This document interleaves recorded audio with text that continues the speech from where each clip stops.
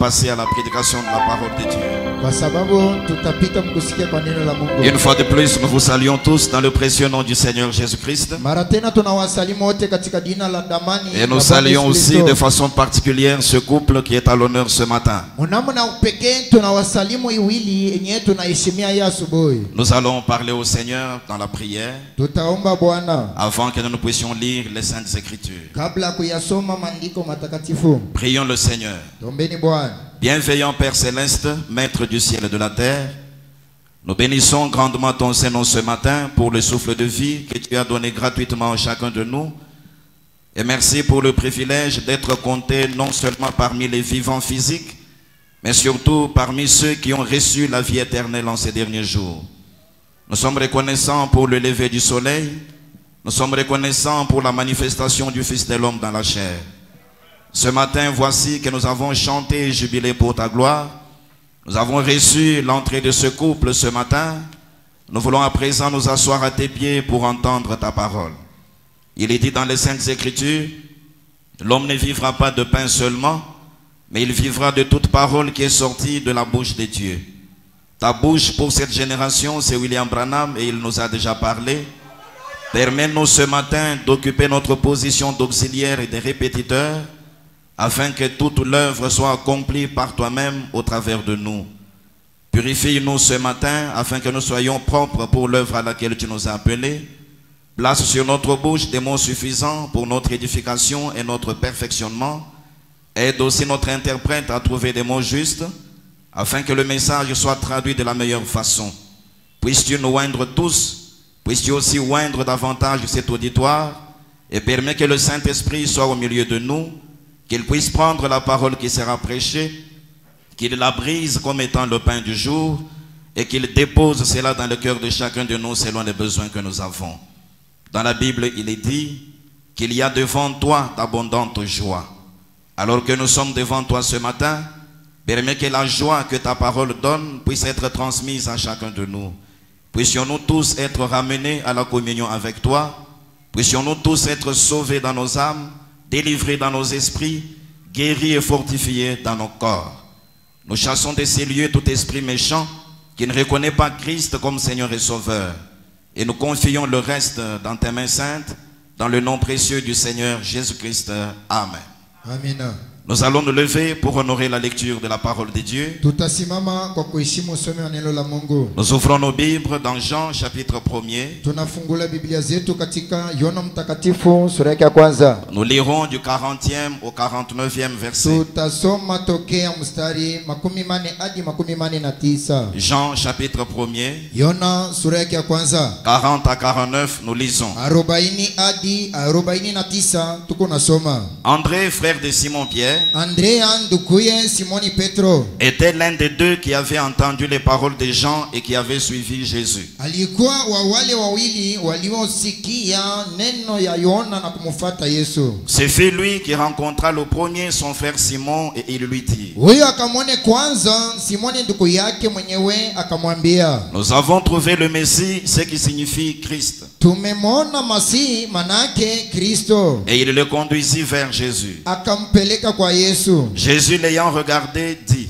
naye Yesu akamtazama akasema, tu es Simon, fils de Jonas. wewe Simoni mwana wa Yona. Tu seras appelé Cephas, ce qui signifie Pierre. Nawe utakaitwa Kefa maana yake Petro. Le lendemain, siku ya pili yake Jésus voulut se rendre en Galilée et il rencontra Philippe. alitaka kondoka kwenda Galilaya, naye akamwona Filipo. Il lui dit: suis-moi. Yesu akamwambia, nifuate. Philippe était de Bethsaïda, Filipo alikuwa mtu wa Betsaida, de la ville d'André et de Pierre. mwenyeji wa mji wa Andrea na Petro. Philippe rencontra Nathanaël et lui dit: Filipo akamwona Nathanaeli akamwambia, nous avons trouvé celui de qui Moïse a écrit dans la loi tumemwona yeye aliyeandikiwa na Musa katika Torati et dont les prophètes ont parlé, na wenye kunenwa na manabii, Jésus de Nazareth, fils de Joseph. Yesu mwana wa Yusufu mtu wa Nazareti. Nathanaël lui dit: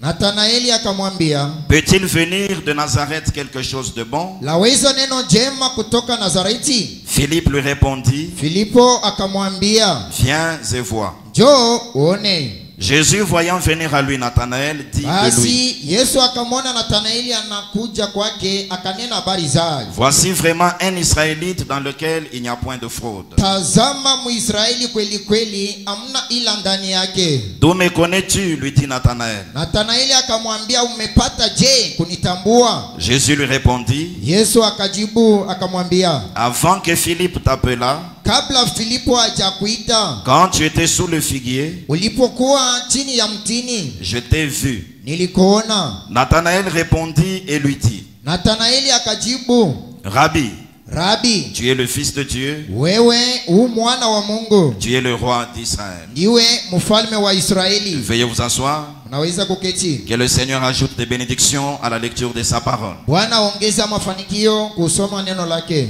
Pour ceux qui viennent régulièrement en ces lieux, Kwa wale weko nakuja pa nafasi kila mara, cela fait pratiquement 2 semaines que nous lisons ce même texte de la Bible. kunako mawiki mbili kenye tuko nasoma hii andiko ya Biblia, Et nous sommes en train de faire une étude na tuko najifunza que nous avons intitulée La rencontre avec le Messie. mafundisho yenye tunapanga kukutana na Masia. Et le jour où nous avions commencé cette étude, Siku yenye tulipoanza hii somo, nous avions présenté 4 grands objectifs que nous étions en train de poursuivre par cette étude. tukaionesha vifukuzio kubwa vinne vyenye tuko nafuata mwa hii somi, Et nous avions aussi présenté 8 points na tulionesha pia manukta 9 qui constituaient le plan de cette étude que nous sommes en train de faire. zenye kutunga mapo ya hii masomo yenye tunasoma. On peut encore nous donner les 8 points sur les tableaux. Wanaweza kutusukumia manukta 8 kubao. Et le vendredi, quand nous étions réunis ici, Na Ijumaa wakati tulikuja hapo, nous avions pris le 6e point de notre étude. tulichukua nukta 6 ya somo letu. Ce point que nous avions intitulé le 7e mari. Hii nukta yenye tunapanga bwana wa 7.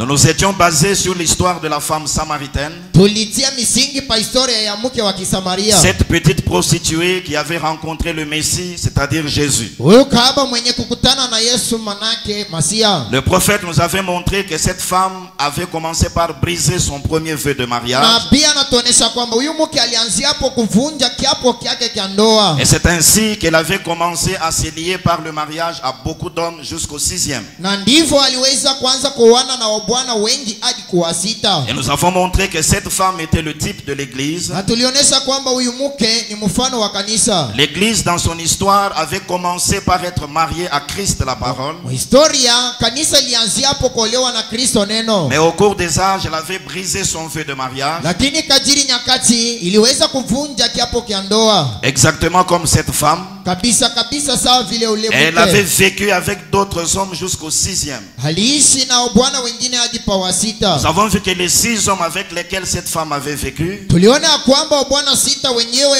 mke aliishi nao. par rapport à l'église, Kuangaliana na kanisa, ces 6 hommes ou le chiffre 6, hawa bwana wa 6 au idaya 6 c'est le type de l'homme, ni mfano wa le mwanadamu, type du monde, mfano wa dunia, aussi le type de la dénomination. pia mfano wa tengenezo ama zehebu. C'est ainsi que l'église, après avoir brisé son vœu de mariage envers Christ la parole, Hivyo kanisa kisha kuvunja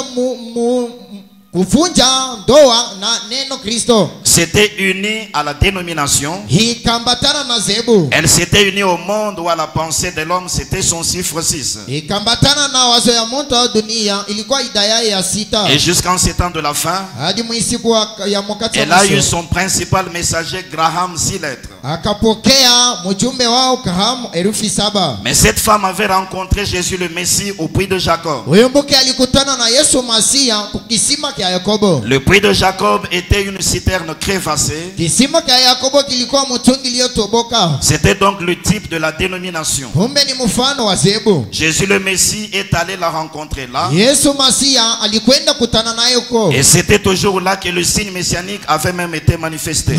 Ni mwa ile siku ishara ya Masia ilipoonekana. Quand l'église s'est retrouvée unie au monde, Wakati kanisa iliambatana na dunia, le même Messie devait se manifester en ces temps de la fin. Masia moja angepaswa kuonekana mwa wakati wa wa mwisho mu. Mais cette fois-ci, il revient dans le chiffre 7. Lakini mara anakuja muitaya 7. De même que Jésus était comme le 7e mari de cette femme-là. Vile vile na Yesu alikuwa sawa vile bwana wa 7 wa ule mke. Le Messie Christ, la parole devait revenir aujourd'hui. Masia Kristo neno angepaswa kurudia leo. Pour être le 7e mari de l'église. Kwa kuwa bwana wa 7 wa kanisa. Et le Messie voilé dans le 7e ange. Na Masia mwenye kujificha mwa malaika wa 7. William Marion Branham 7 lettres. William Marion Branham herufi 7. Il a commencé par aller dans la dénomination pour rencontrer l'église. Akaanzia hapo kwenda mzehebu kwa sababu ya kutana na kanisa. Et le signe messianique dans l'aspect du discernement des pensées. Ishara ya Masia muonekano ya ufafanuzi wa wazo. A été manifesté devant la femme au puits de Jacob. Ikaonekana mbele ya mke kisimani kwa Yakobo. Et en ces temps de la fin, le prophète a manifesté cela. Hii wakati wa mwisho nabii alionekanisha. Au puits de Jacob moderne, la dénomination ou la citerne crévassée. Kisimani cha Yakobo kia sasa zehebu au kimtungi iliyotoboka. Et lorsque la femme a reconnu cela, wakati mke alitambua hiyo, la sémence du Messie qui était la parole était entrée en elle. mbeko ya Masia iliyo neno ikaingia ndani mwake. Elle était entrée dans une union invisible avec lui. Akaingia katika muungano asionekana pamoja naye. Elle avait donc reçu l'eau qui venait de Jésus la source. Kumbe alipokea maji tokalo ndani mwa Yesu chemchemi. Une eau qui pouvait éternellement étancher sa soif. Maji yenyewe iliweza kutosha kiu chake milele. C'est-à-dire mettre fin au désir du monde dans son cœur. Maana kumaliza mania za dunia moyoni mwake. Et nous sommes arrivés à comprendre que c'est à cela que la manifestation du Fils de l'homme était destinée. Tulifikia mkuelewa kwamba ndiko kuonekana kwa mwana wa Adamu. C'était d'unir la tête qui est la parole au reste du corps qui est l'église. Ilikuwa ni kukusanisha ama kulinganisha kichwa kilio neno na kanisa. C'est pourquoi quand nous reconnaissons le Messie ou le Fils de l'homme dans notre génération, kwa maana tukimtambua Masia au mwana wa Adamu katika kizazi la finalité est que nous devons nous marier à la parole. Mwisho ni kwamba tutaolewa na neno. Notre 6e mari c'est le monde, nous devons divorcer d'avec lui. Bwana wetu wa 6 ni dunia, tunapaswa kuacha naye ndoa. Et nous devons nous marier à la parole qui est le 7e mari. Tunapaswa kuoana na neno iliyo bwana wa 7. C'est l'essentiel de ce que nous avions vu le vendredi. Jo muhimu ya vyenye tuliona Ijumaa. Ce matin, nous allons prendre le 7e point de notre étude. Ya asubuhi tutachukua nukta 7 ya somo letu. Le but de l'onction. Shaba ya mafuta. Et nous allons aborder cela ce matin comme une exhortation. Tutaisambulia kama subutisho. Parce que nous voulons introduire les réunions de prière que nous aurons pendant cette semaine. Kwa sababu tunataka kuingiza mikusanyiko za ombi zenye tutakuwa nazo kadiri wiki. Et en parlant du but de l'onction ce matin, Kusema hii asubuhi kuhusu shaba ya mafuta. nous prenons le Messie dans le sens où il est une personne ointe. Tunachukua Masia katika mweneo ambamo yeye ni aliyepakaliwa. Un homme qui a reçu l'onction de la plénitude de la divinité. Mwanadamu mwenye kupokea mafuta ya utele wa umungu. Un homme qui a reçu cette onction-là. Mtu mwenye anapokea ile mafuta. Mais nous voulons simplement réaliser ce matin Na tunataka kutambua hii asubuhi que cette onction que le Seigneur a mise sur lui ya kwamba ile mafuta yenye Bwana alimtilia a été envoyée pour un but précis qui doit être atteint. ilitumwa musaba fulani yenye napaswa kufikiwa. C'est pourquoi nous parlons clairement du but de l'onction.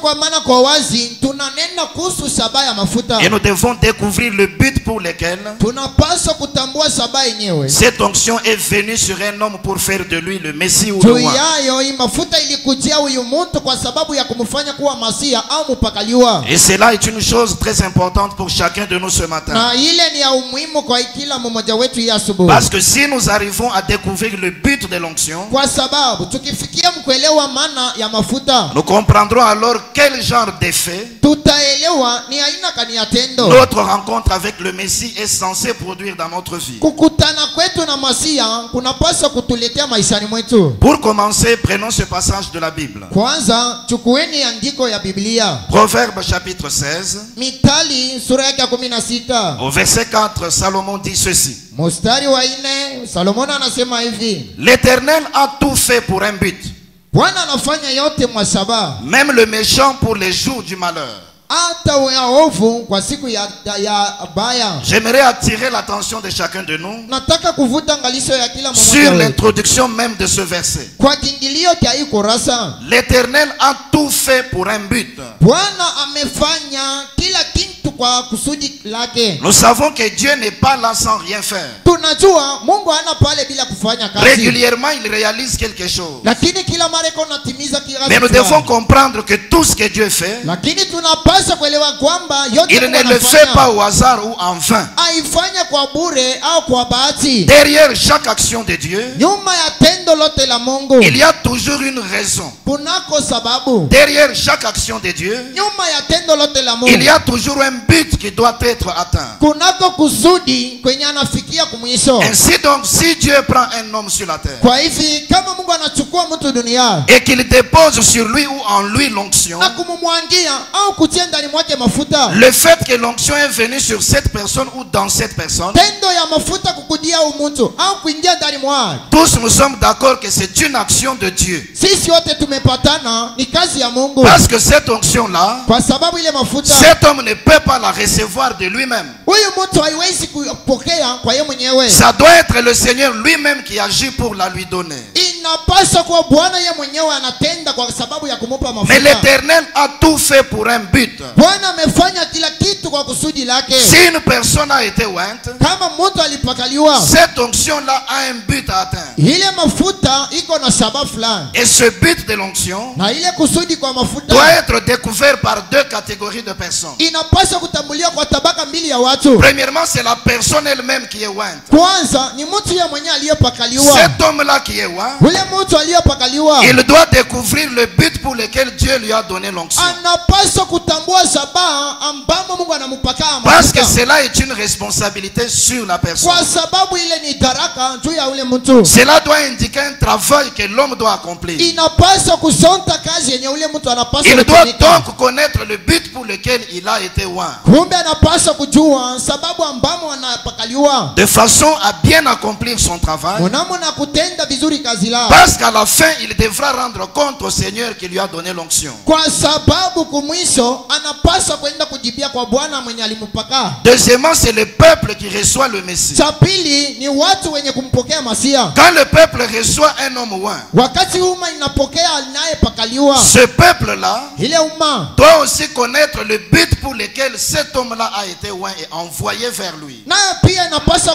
kuelewa sababu ambayo ule mtu alipakaliwa na kutumwa kwako. Et si le peuple arrive à découvrir cela, Kama umma inafikia mkuelewa hiyo, le peuple saura alors umma itajua quel genre de choses il doit bénéficier ni aina gani ya vitu watapokea de cette onction-là qui est venue sur l'homme que Dieu a envoyé. tokea ile mafuta ilikujia mtu mwenye kutumwa na Mungu. Mais ce qui est dommage, Yenye kuwa ya ole c'est ce que Salomon dit dans la Bible. yenye Salomono anasema Biblia Dans Ecclésiaste chapitre 3, katika Mhubiri sura yake ya 3 versets 10 et 11, il est dit ceci. mstari wa 10 na 11 anasema hivi. Ecclésiaste chapitre 3, Mhubiri sura yake ya 3 versets 10 et 11. mstari wa 10 hadi 11. J'ai vu à quelle occupation Dieu soumet les fils de l'homme. Nimeona taabu ambayo Mungu amewapa wanadamu, Il fait toutes choses bonnes en son temps.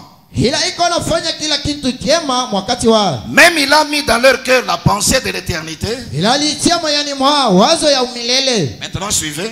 Sasa fuateni, Bien que l'homme hata vile mwanadamu ne puisse pas saisir l'œuvre que Dieu fait, anashindwa kuelewa kazi la Mungu du commencement jusqu'à la fin. tokea mwanzo hadi mwisho. La nature de Dieu a toujours été d'accomplir de bonnes choses. Tabia yake Mungu inikalaka ni kutimiza mema, Et cela est dans les programmes que Dieu avait déjà tracés. na ile iko katika mpangilio wenyewe ilisha kutayarishiwa na Mungu. Et Dieu fait toutes bonnes choses en son temps. Mungu eko nafanya kila neno njema wakati wao. Dieu ne vient jamais avant son temps. Mungu aikalake na tangulia wakati Dieu wake. n'agit jamais en retard par rapport à son temps. Mungu atendake nyuma kuangaliana na saa yake, Mais il agit toujours à l'heure indiquée. lakini eko na tenda wakati yenye kufaa. Voyez-vous, Unaona, il fait toutes bonnes choses en son temps. iko nafanya kila tendo njema wakati wao. Et il a mis dans le cœur de l'homme la pensée de l'éternité. Anasia moyoni mwa mwanadamu wazo wa milele. C'est dans l'éternité que Dieu a conçu tout le programme. Ni katika umilele Mungu alipotayarisha mpangilio Mais wote, quand l'homme est arrivé dans le temps, lakini wakati mtu alifika nous savons wakati, qu'il a contourné la théophanie. tunajua alizunguka C'est teofanya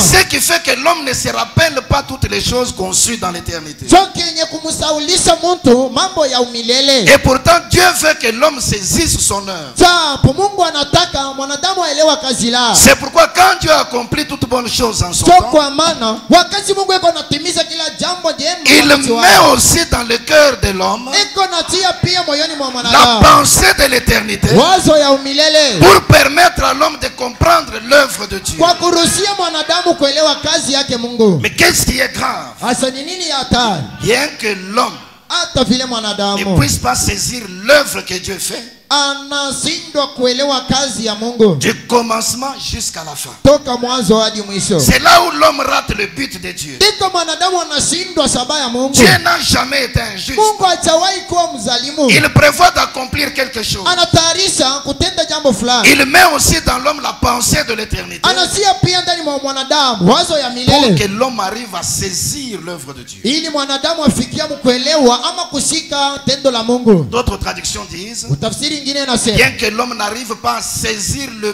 but de Dieu, hata vile mwanadamu anakosa kushika wazo ama ni ya Mungu, c'est qu'il arrive des circonstances hake kunako matukio dans lesquelles Dieu réalise son œuvre. ambamo Mungu iko natenda kazi lake, L'homme voit l'œuvre de Dieu. mwanadamu anaiona kazi yake Mungu. Quelquefois, il s'en réjouit. Saa zingine kuna furahi, Quelquefois, il peut même témoigner de cela. mara ingine anaweza hata Mais kuishuhudia, il ne saisit pas le sens. lakini anakosa kushika Il maana, ne saisit pas le but caché derrière l'œuvre de Dieu. anasabu kushika shabaha yenye kufichamo. Que Dieu nous préserve d'un tel esprit. ce matin. Bwana tuepushe kwa hii roho hii Le asubuhi. Messie est venu à notre rencontre. Masia tunakutana naye, Nous avons rencontré le Messie. tunakutana na Masia. L'onction suprême était sur l'homme. Upako wa juu ilikuwa juu ya wanadamu, Mais il y a un but avec cette onction. lakini kunako shabaha na hii mafuta, Et nous devons saisir le but de cette onction. tunapaswa kushika shabaha ya hii mafuta. Que Dieu nous aide à saisir cela ce matin. Mungu atusaidie hii asubuhi Et kuishika. nous allons étudier ces choses en deux parties. Tutajifunza hivi vitu katika vipindi viwili. D'abord avec Jésus à Kwa- l'Orient.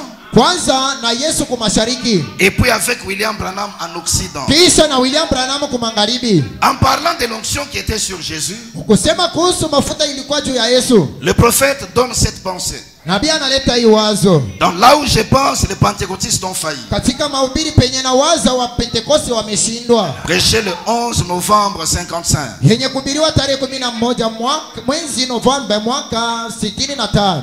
Point 73, il dit ceci. Haya 63 anasema hivi, Juste la première phrase là, il dit. mpaka ile sehemu ya kwanza De anasema, tous les hommes qui aient jamais vécu sur la terre, kwa wanadamu wote aishaye duniani Jésus avait la plus grande onction. Yesu alikuwa na mafuta ya juu. De tous les hommes Kwa wanadamu wote qui avaient jamais vécu sur la terre, wenyewe aishaye duniani, Jésus avait la plus grande onction. Yesu alikuwa na upako kubwa. Nous comprenons cette déclaration Hii tamko tunaelewa avec les autres points que nous avons déjà développés. na manukta ingine tulisha Parce que nous kusikia, avons déjà retenu kwa sababu que tulishashika tous les autres oins qui étaient venus avant Jésus, ya kwamba wapakalio wote walimtangulia Yesu, que ce fut le peuple en général, hiyo watu mjumla, les rois, les wafalme, sacrificateurs, makuhani ou encore les prophètes, au tena manabii, tous étaient des messies ou des oins bien sûr, wote walikuwa masia au wapakaliwa, mais l'onction ou la divinité qui venait sur eux lakini mafuta au Mungu ilikuwa na wakudia, était une petite portion ilikuwa ni sehemu ndogo par rapport à toute la plénitude de Dieu. kuangaliana na utele wote wa Mungu. Il y a eu des messiettes,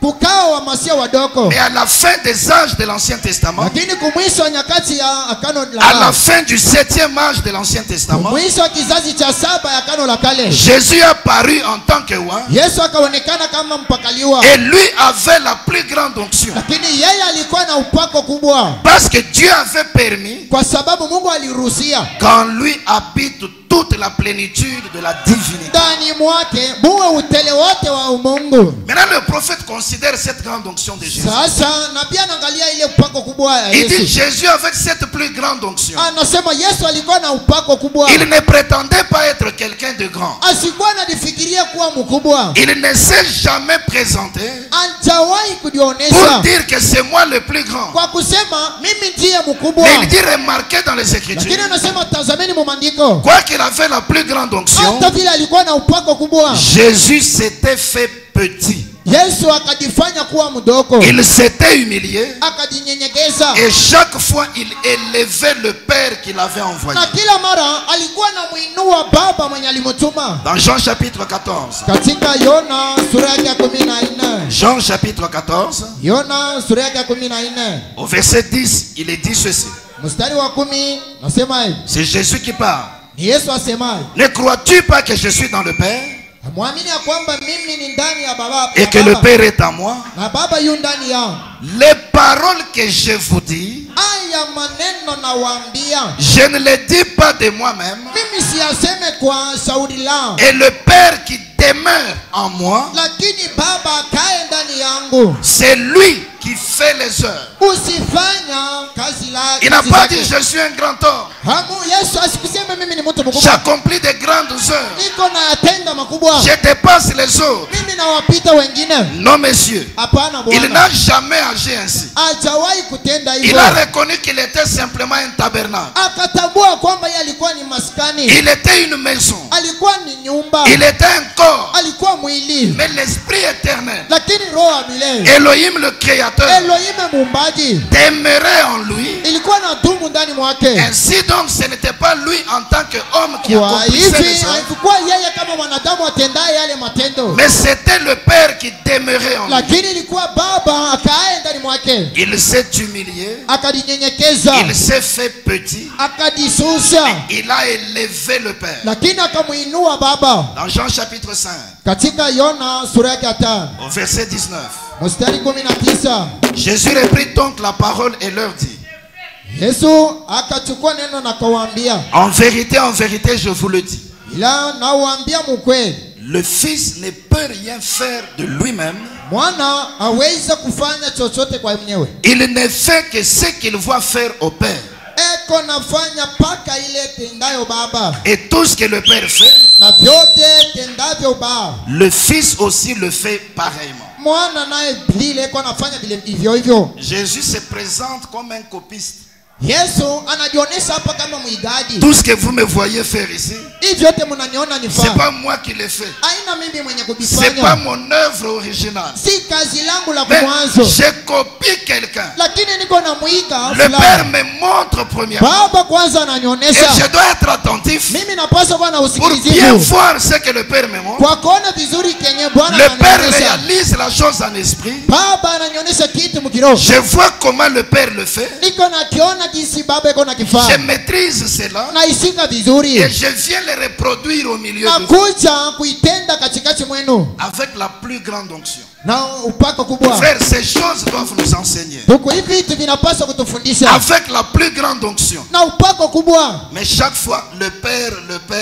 Lakini kila mara baba. Qu'est-ce que nous baba. n'avons pas vu aujourd'hui? Ni nini hatujawahi kuona leo? Vous trouvez un prédicateur Nakuta mhubiri leo. avec une petite onction d'Éphésiens 40. Na upako ndoko ya Waefeso 4. Mais il commence simplement à se présenter lui-même. Lakini anaanza paka kujitapa. Vous trouvez un frère ou une soeur, Nakuta ndugu wao dada. peut-être avec un don de guérison. Saa zingine na kipaji cha Ce uponyaji. n'est pas toi qui guéris les malades. Haiko wewe kuwaponya Ce n'est wagonjwa. pas toi qui enseignes bien les Haiko Écritures. wewe wenye kufundisha vizuri maandiko. Mais c'est l'onction de Dieu sur Lakini toi. ni mafuta yake Mungu juu C'est yako. le Saint-Esprit de Dieu sur toi Ni Roho Mtakatifu juu qui yako. accomplit toutes ces choses. Mwenye kutimiza yale yote. Sois humble.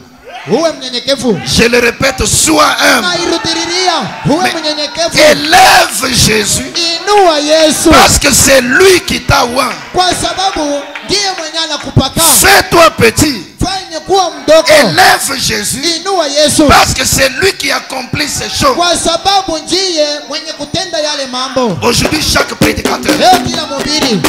aujourd'hui, Leo chaque prédicateur kila mhubiri veut ajouter quelque chose à son nom. anataka kuongeza kitu fulani kwake. Parce qu'il enseigne les Écritures, Kwa sababu iko nafundisha maandiko. il donne son nom, il colle quelque chose. Anabeba kujina lake na kuongeza Parce qu'il a un don de guérison, kwa sababu iko na kipaji cha à côté de son nom, il colle quelque chose. pembeni kwa jina lake anaongozako kitu fulani. Ce n'est pas toujours mauvais. Haiko paka mubaya. Mais quelquefois, l'orgueil est dans les cœurs en le faisant. Lakini mkufanya hivyo moyoni mnamo majivuno. Dieu résiste aux orgueilleux, Mungu eko na kazia mbele mais ya il fait grâce majivuno. aux hommes. Na kuwajalia neema wanyenyekevu. La Bible dit l'arrogance précède la ruine. Biblia anasema majivuno iko natangulia kwa uharibifu. Elle ajoute que l'orgueil précède la chute. Anaongeza tena kwamba kiburi kiburi inatangulia kuanguka, mais l'humilité précède la gloire. lakini unyenyekevu inatangulia utukufu. Jésus a été notre modèle, Yesu alikuwa mfano wetu avec la plus grande onction, na upako kubwa juu yao, accomplissant les œuvres que personne n'avait jamais accomplies. kuyatenda matendo zenye mtu hata mmoja Mais hajawahi il kutenda. s'humilie, il se rend petit. Lakini anajinyenyekeza na kuwa mdogo. Et tout le temps, il élève le Père. Kila mara alikuwa anamuinua Baba. C'est que quand l'onction vient sur le Messie, Make wakati mafuta inakujia quand Masihi,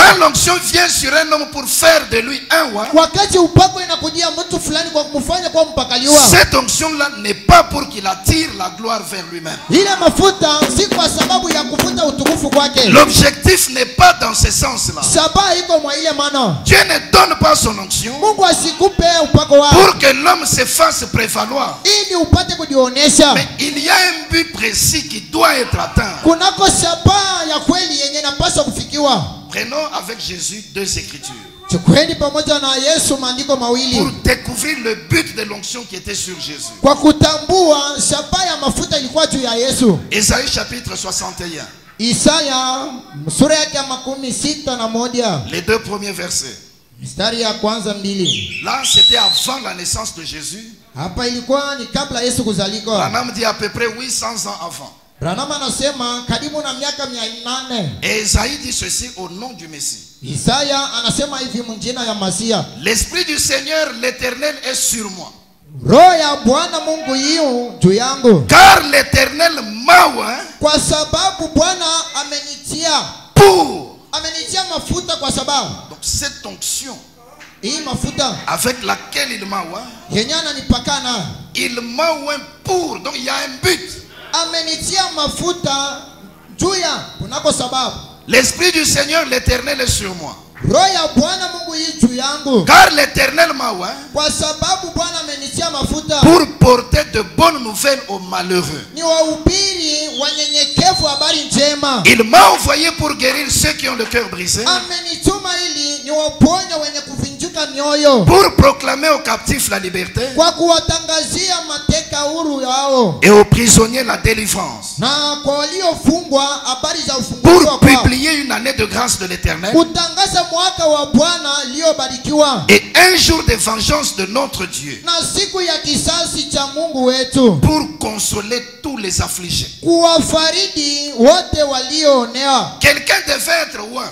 Fulani angepaswa kupakaliwa, Le Messie devait paraître sur la terre. Masia angepaswa kuonekana Mais duniani. Dieu, dans cette écriture, Lakini Mungu katika hii andiko annonce déjà le but pour lequel il allait être oint. anatangaza shabaha ambayo mtu angepaswa kupakaliwa. Cette onction-là devait venir sur lui Ile mafuta ilipaswa kumkudia dans le but de porter de bonnes nouvelles aux malheureux. nyonge habari njema. S'il croise un malheureux tout attristé, Kama unamwona mjonge mwenye kuhuzunika, il ne lui dira pas quelque chose qui va davantage le décourager. asitamwambia kitu fulani kenye kitazidi kumvunja Mais il moyo, lui annoncera une bonne nouvelle. lakini atamtangazia habari njema. Il prononcera des paroles de réconfort. Atakayetamka maneno za kutiliwa nguvu. S'il trouve quelqu'un avec un cœur brisé, Akikute mtu mwenye kuvunjika moyo, il va guérir cela. ataiponya. S'il trouve un captif, Akimkuta s'il mfungwa, trouve un prisonnier, akikuta hata mfungwa, il va le libérer. atamwacha huru. Voyez-vous, Unaona, pour accorder la délivrance aux prisonniers. kwa kuleta ufungulifu kwa Peu wafungwa. importe l'état dans lequel il va trouver le peuple, Aizuru hali ambamo atakuta watu, il va publier sur le peuple atatangaza juu ya watu une année de la grâce de l'Éternel. mwaka wa neema yake Il Bwana. devait aussi annoncer un jour de vengeance. Paswa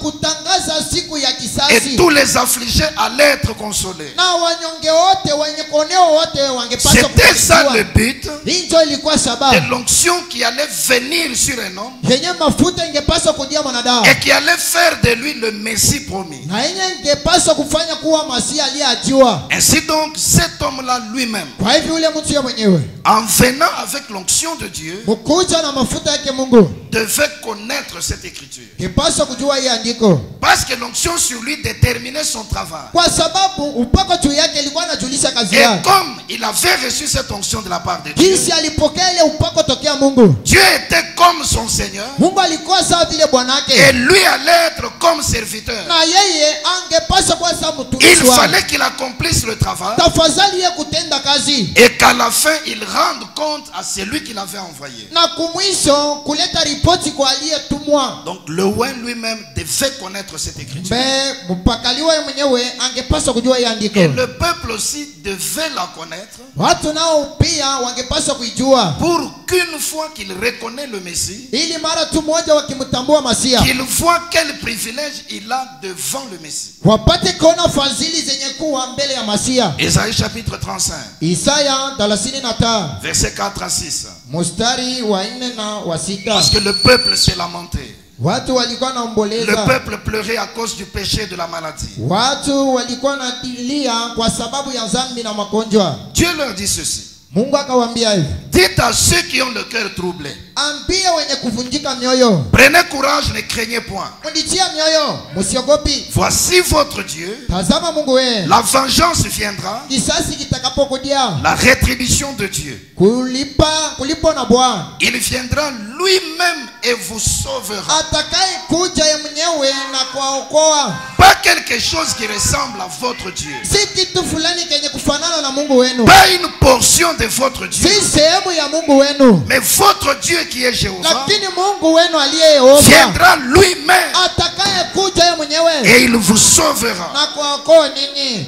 Alors s'ouvriront les yeux des aveugles. Pale macho za vipofu zitakapofunguka, S'ouvriront les oreilles des sourds. masikio za viziwi vitakapofunguka, Alors les boiteux sautera comme un cerf. pale viwete vitakaporuka kama ngulungu, Et la langue du muet éclatera de joie. ulimi wa bubu itakaposema, Car des eaux jailliront dans le désert kwa sababu chemichemi itakapoonekana jangwani et des ruisseaux dans la solitude. na mito katika nyika. Si le Messie Ikiwa Masia devait connaître Ésaïe 61, ngepaswa kujua Isaya 61, le peuple, lui, devait connaître Ésaïe 35. umma wangepaswa kujua Isaya 35, Le Messie devait connaître Ésaïe Masia 61. angepaswa kujua Isaya 31, Parce que c'était l'écriture kwa sababu ilikuwa ni qui andiko déterminait sa fonction ou son travail. yenye ilikuwa inajulisha kazi lake. Mais le peuple devait connaître Ésaïe 35 Lakini watu wangepaswa kujua Isaya parce que 35 c'était l'écriture kwa sababu kufuatana na andiko, qui montrait les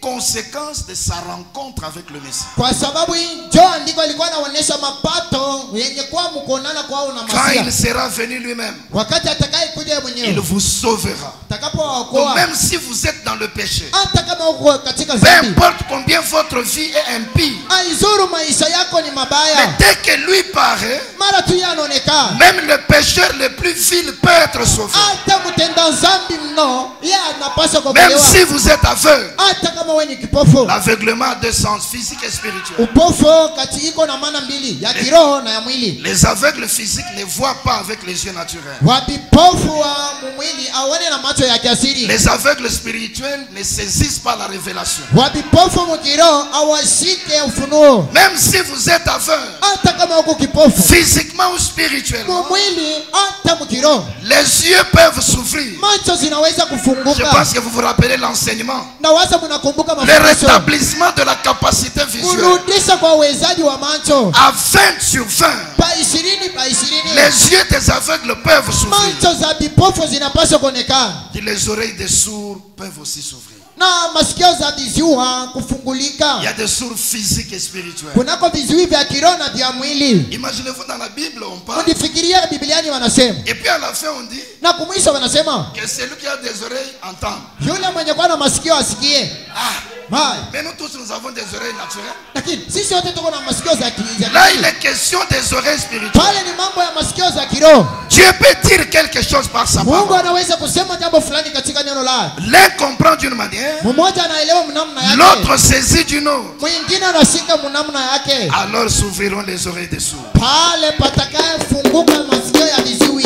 Alors les boiteux sautera comme un cerf. pale waviwete watakaporuka kama ngurungu. Il y a aussi des boiteux physiques et spirituels. Kunako waviwete vya kiroho na vya mwili. Les boiteux physiques, nous les connaissons. Waviwete vya mwili tunajua. C'est celui qui a l'infirmité au niveau de ses membres inférieurs. Yule mwenye kuwa na ulemavu mikulu yake. Mais les boiteux spirituels, Lakini kiwete wa kiroho, le prophète dit c'est celui qui a une fausse doctrine. nabii anasema ni yule mwenye kuwa na mafundisho ya uongo. Alors les boiteux sautera comme un cerf. Pale waviwete watakaporuka kama ngurungu. Et la langue du muet éclatera des choses. Ulimi ya bubu itakaponena. Car des eaux jailliront dans le désert. Kwa sababu maji itakapoonekana jangwani. Attendez, messieurs. Ongojea kwanza bwana. Les eaux jaillir du désert. Maji kuonekana jangwani. Mais dans le désert, il ne pleut même pas. Lakini jangwani mkalake hata mvua. Naturellement, il n'y a pas de source d'eau dans le désert. Ukiasiri mjangwa mkalake chemchemi ya Cette maji. grande onction sur le Messie Hii upako kubwa juu ya Masia est capable de produire quelque chose inaweza kupamba kitu fulani. là où même la nature n'a rien placé. Kwenye kiasiri akitia kitu hata Et moja. des ruisseaux dans la solitude. Na vijito katika nyika. Voyez-vous, Unaona? on parle de la solitude Wanasema kuhusu vijito. lorsqu'une personne est seule et sans une autre personne à ses côtés. Wakati mtu yuko peke yake bila mtu mwingine pembeni yake. C'est que pour évoluer, Make kwa kuendelea. ça ne dépendra pas que tu sois de la famille de tel. Aita kuomba uwe mjamaa ya Le fulani. problème, ça sera la rencontre avec le Messie. Mambo itakuwa tu ni kukutana na Les Masia. ruisseaux peuvent sortir de la solitude. Vijito vinaweza kutoka nyikani. Alors si le peuple pouvait bien comprendre ceci, Asa kama watu wangeweza kuelewa vizuri hii. c'est que chaque jour il devait vérifier partout. Kila mara angepaswa Est-ce kuchunguza. que ce Messie-là n'est pas venu? Eti ule Masia hajawahi Un kuonekana. homme essaye d'agir d'une certaine Mtu manière. anajaribu kujiongoza Ne mnamna. serait-il pas le Messie? Eti hata kwa yeye ndio Masia. Parce qu'il est très important pour Kwa nous. sababu ni ya umuhimu juu yetu. Nous avons des pécheurs. Tuko na watenda zambi. Nous avons des gens dans la solitude. Tuna watu katika Nous nyika. avons des gens dont la vie n'évolue pas. Tuko na watu wenye maisha yaendelee. Il y a des malades plus faibles. Kunako wagonjwa wadhaifu. Il faut que la plus grande onction vienne sur quelqu'un. Tafadhali upako kubwa ije kwa Et si mwanadamu. nous, le peuple, nous les reconnaissons, Kama sisi watu tunaitambua. alors toutes ces choses pourront se produire. Sasa hivi vitu vyote vinaweza kutendeka. Maintenant, Jésus arrive. Sasa Yesu anakuja. Cette plus grande onction est venue sur lui. Hii upako kubwa ikamkudia. Voici. Tazameni. Les évangiles se complètent. Mainjili ziko naongezana. Prenez Matthieu chapitre 3 et chapitre 4. Chukueni Mathayo sura ya 3 na sura ya 4. Le chapitre 3 parle du baptême de Jésus. Sura ya 3 inanena kuhusu ubatizo wa C'est Yesu. là que l'esprit ou la plus grande onction est venue sur lui dans ce sens-là. Ndiko roho au upako kubwa ikamkudia mwa ile maana. Maintenant au chapitre 4, il a été amené au désert pour la tentation. Hasa sura ya 4 akapelekwa nyikani kwa sababu ya kujaribiwa. Maintenant Luc, lui, Hasa Luka yeye a placé les deux événements au chapitre 4. anatia matendo zote mbili katika sura ya C'est 4. là qu'il parlera du baptême de Jésus, Ndiko atakaposema kuhusu ubatizo wa Yesu, de sa tentation kuhusu jaribu yake et du début de son ministère. na mwanzo wa huduma lake. Parce que Jésus avait commencé son ministère Kwa sababu Yesu alianza huduma lake dans l'an 30, mwaka 30, juste quand il est sorti de ce désert de la tentation. wakati alitoka nyikani mwa jaribu. Maintenant nous sommes dans Luc 4, Hasa tuko katika Luka sura ya 4 au verset 16 jusqu'à 21. mstari 16 hadi 21. Jésus est sorti du désert de la tentation. Yesu akatoka nyikani mwa jaribu. Il commence maintenant son ministère. Anaanza kazi lake. Il était le Messie. Alikuwa yule Parce Masia. que la plus grande onction était sur lui. Kwa sababu upako kubwa ikamkudia. Mais cette onction avait un travail précis. Lakini upako ilikuwa na kazi yenye Et kujulikana. ce travail était annoncé dans Ésaïe 61. Na hii kazi ilikuwa ilishakusemwa katika Isaya Il ne 61. pouvait pas utiliser cette onction à quoi que ce soit. Hakuweza kutumikisha hii mafuta mnamna Mais il y yoyote. avait un travail à faire. Lakini kulikuwa kazi ya Et à la kufanya. fin, il devait rendre compte de ce travail. Na kumwisho angepaswa kuleta ripoti ya ile kazi. Maintenant, lisons la Bible. Hasa someni Biblia. Luc 4 à partir de 16. Luka sura ya 4 tokea mstari wa Il 16. s'est rendu à Nazareth où il avait été élevé. Akaenda Nazareti hapo alipolelea. Et selon sa coutume, Na siku ya Sabato il entra dans la synagogue le jour du sabbat. akaingia msinagogi siku ya Sabato. Il se leva pour faire la lecture. Kama ilivyokuwa desturi, akaamuka kwa sababu ya kusoma. Et on lui remit Akampa le livre du prophète Esaïe.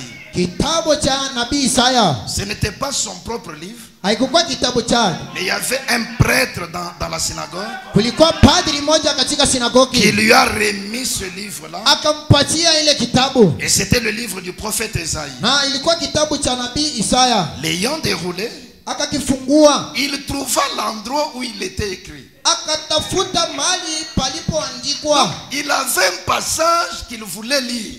Alikuwa na andiko yenye alitaka kusoma. Quand quelqu'un vient Wakati mtu anakudia, et qu'il sait qu'il doit parler, anajua kwamba anapaswa kunena, il prépare le passage sur lequel il va se baser. atatengeneza andiko yenye atasoma. On lui remet le livre. Bakampatia kitabu, Il commence à le dérouler anaanza kukifungua jusqu'à trouver l'endroit où il était écrit. mpaka kupata fasi ambapo paliandikwa. L'Esprit du Seigneur est sur moi, Roho wa Bwana yu juu yangu, parce qu'il m'a oint pour annoncer une bonne nouvelle aux pauvres. Ésaïe 61. kwa maana amenitia mafuta.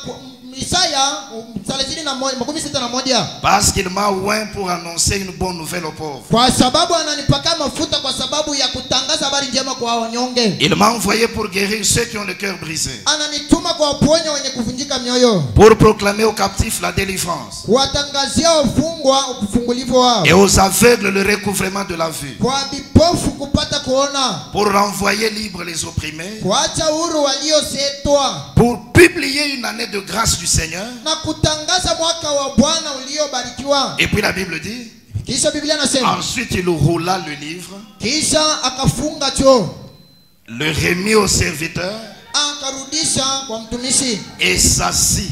akaketi. C'est là où je disais autrefois Ndiko nalikuwa nasema mara qu'on n'est iliyopita, pas obligé de prêcher ou d'enseigner toujours debout. au lazimisha paka kuhubiri bwima au kufundisha bwima. Jésus à plusieurs reprises, même dans le temps, Yesu mara nyingi hata ikaluni, quelquefois il s'asseyait, il enseignait. saa zingine mara ingine alikuwa na keti na On kufundisha. peut enseigner en étant debout, Unaweza kufundisha mwenye kwa tout comme bwima, on peut lire, s'asseoir et commencer à enseigner. hao tena unaweza kusoma na kuketi kwanza kufundisha. Il est obligatoire d'être debout seulement quand on lit le passage là. Inalazimisha kuwa bwima mpaka wakati beko nasoma neno la Mungu, Là le prophète dit c'est comme si nous élevons notre drapeau. kwa sababu pale nabii anasema iko sawa vile tuko napandisha Et quand bendera. on hisse le drapeau, tout le peuple est debout. Wakati beko napandisha bendera, kila mtu eko bwima.